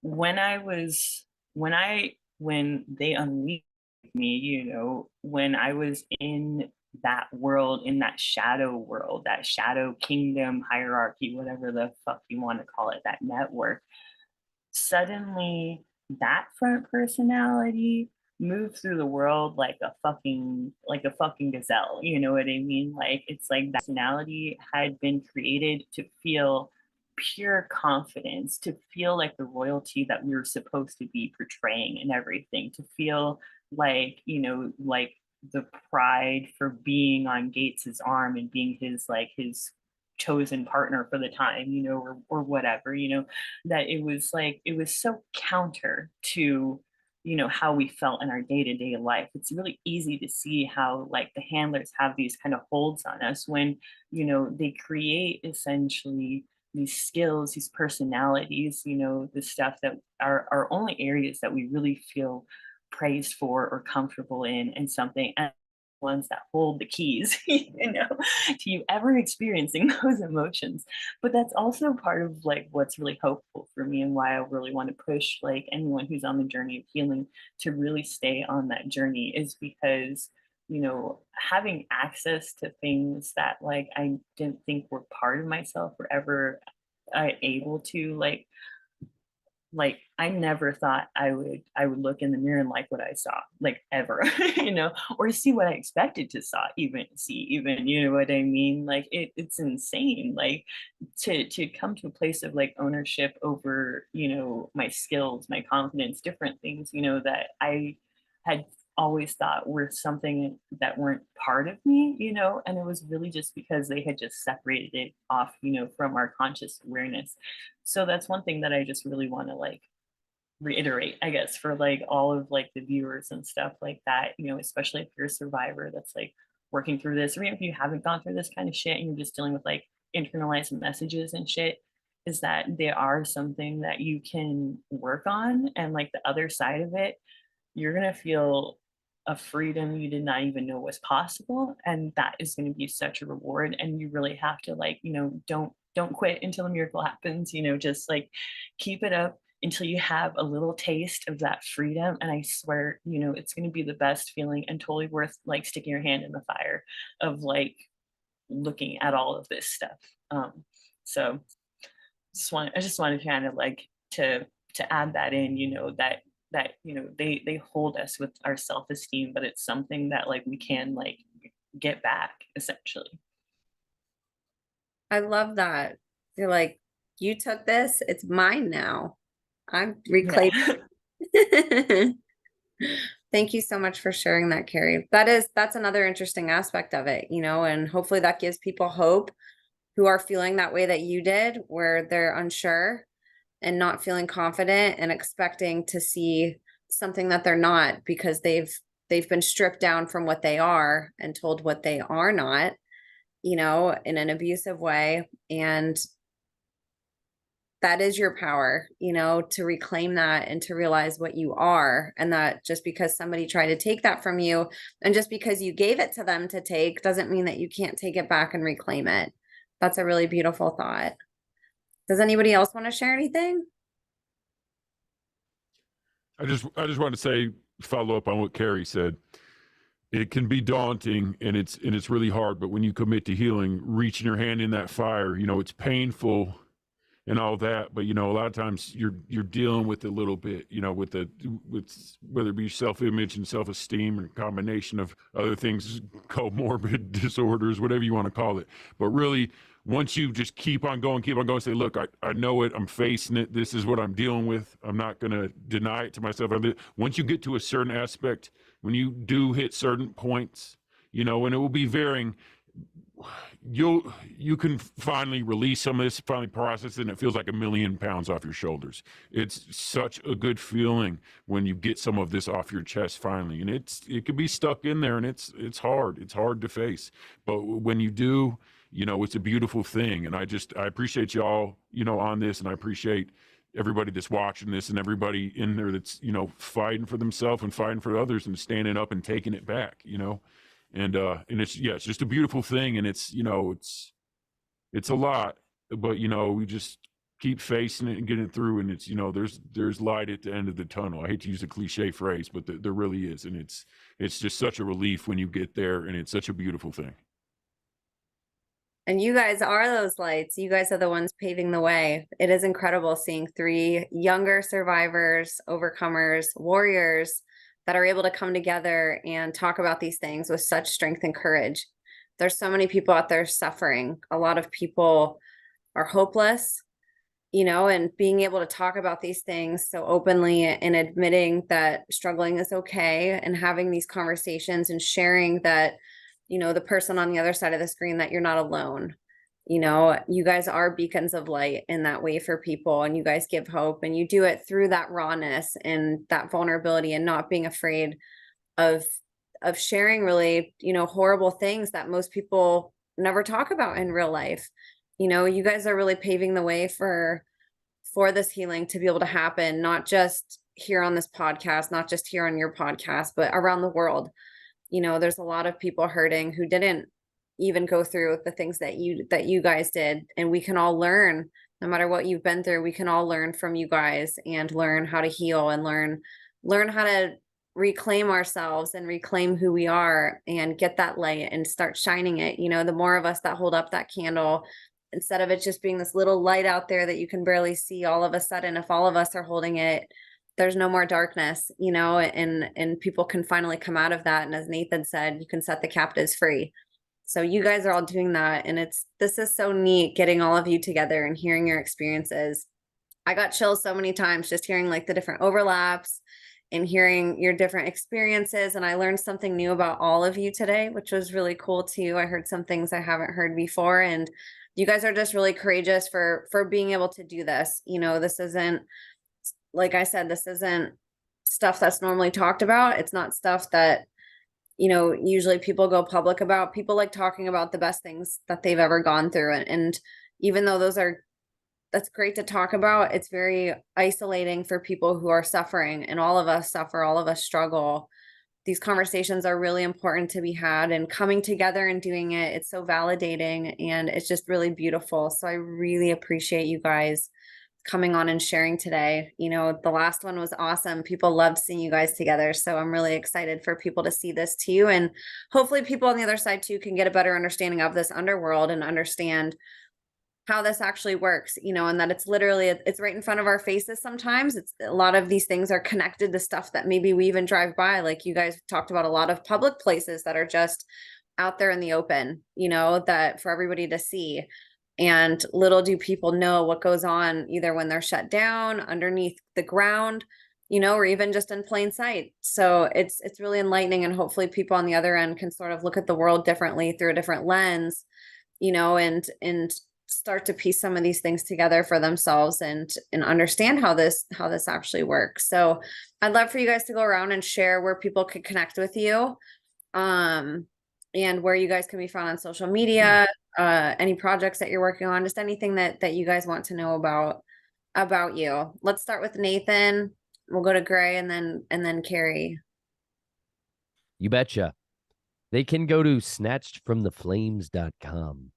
And yes, I've got my book there, my audio book, ebook. Name your own price, y'all. Don't be scared. If you want a signed copy, I will do that for you. I'll personalize it with something nice, I promise. And yeah, I also have an entire recording, the audio scriptures on there, and I'm starting to post blogs again. I got schnockered off of YouTube for a bit in there, and it just pissed me off and made me go write blogs again. So dang it, I'm picking up the pen. So look out. Also, you can go to TikTok at Snatched from the Flames, Rumble, The Linen Railroad, and YouTube.com/Nathan Reynolds. I've got like 460 videos on there. I've been at it for like 5 years, just crazy, fanatical. But thank you so much for having me on. Absolutely. Oh, Facebook. There's that thing.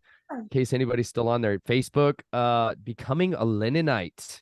Yes, which is actually a very vibrant and passionate group. You should join it. It's wonderful.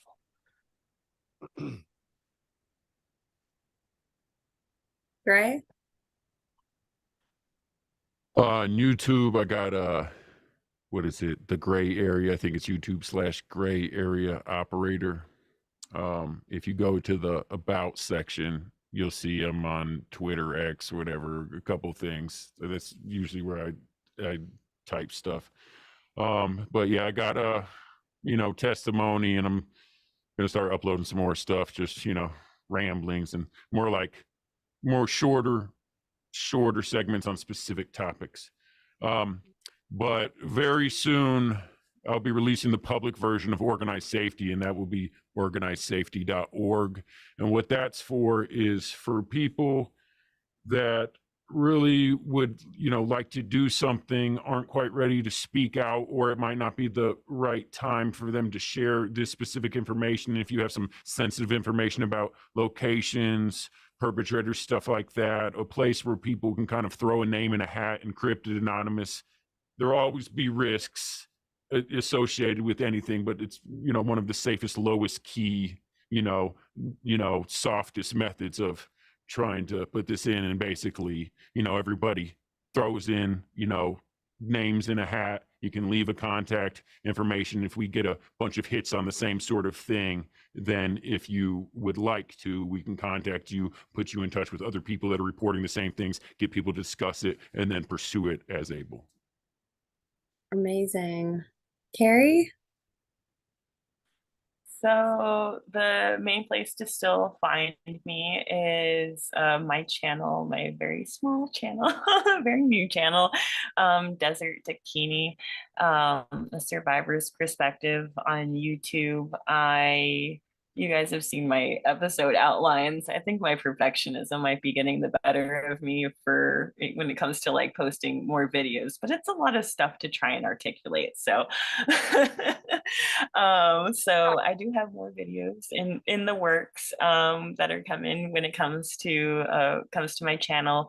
Mainly, I'm just trying to focus right now on not necessarily my testimony, although I will kind of like weave in examples from my testimony in there, but just trying to help people, whether they're survivors or the general public, to just conceptualize the I don't like using even dissociative disorder anymore, but just the internal workings of your mind when it adapts to trauma like this, and learning how to essentially work with and communicate with like our brains like the way they are now.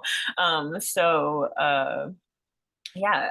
anyone who wants to check out that channel is more than welcome. And I like anyone, Nathan like puts us all to shame, and Emma as well, with the amount of content you guys can produce. So it's a good thing to aspire to.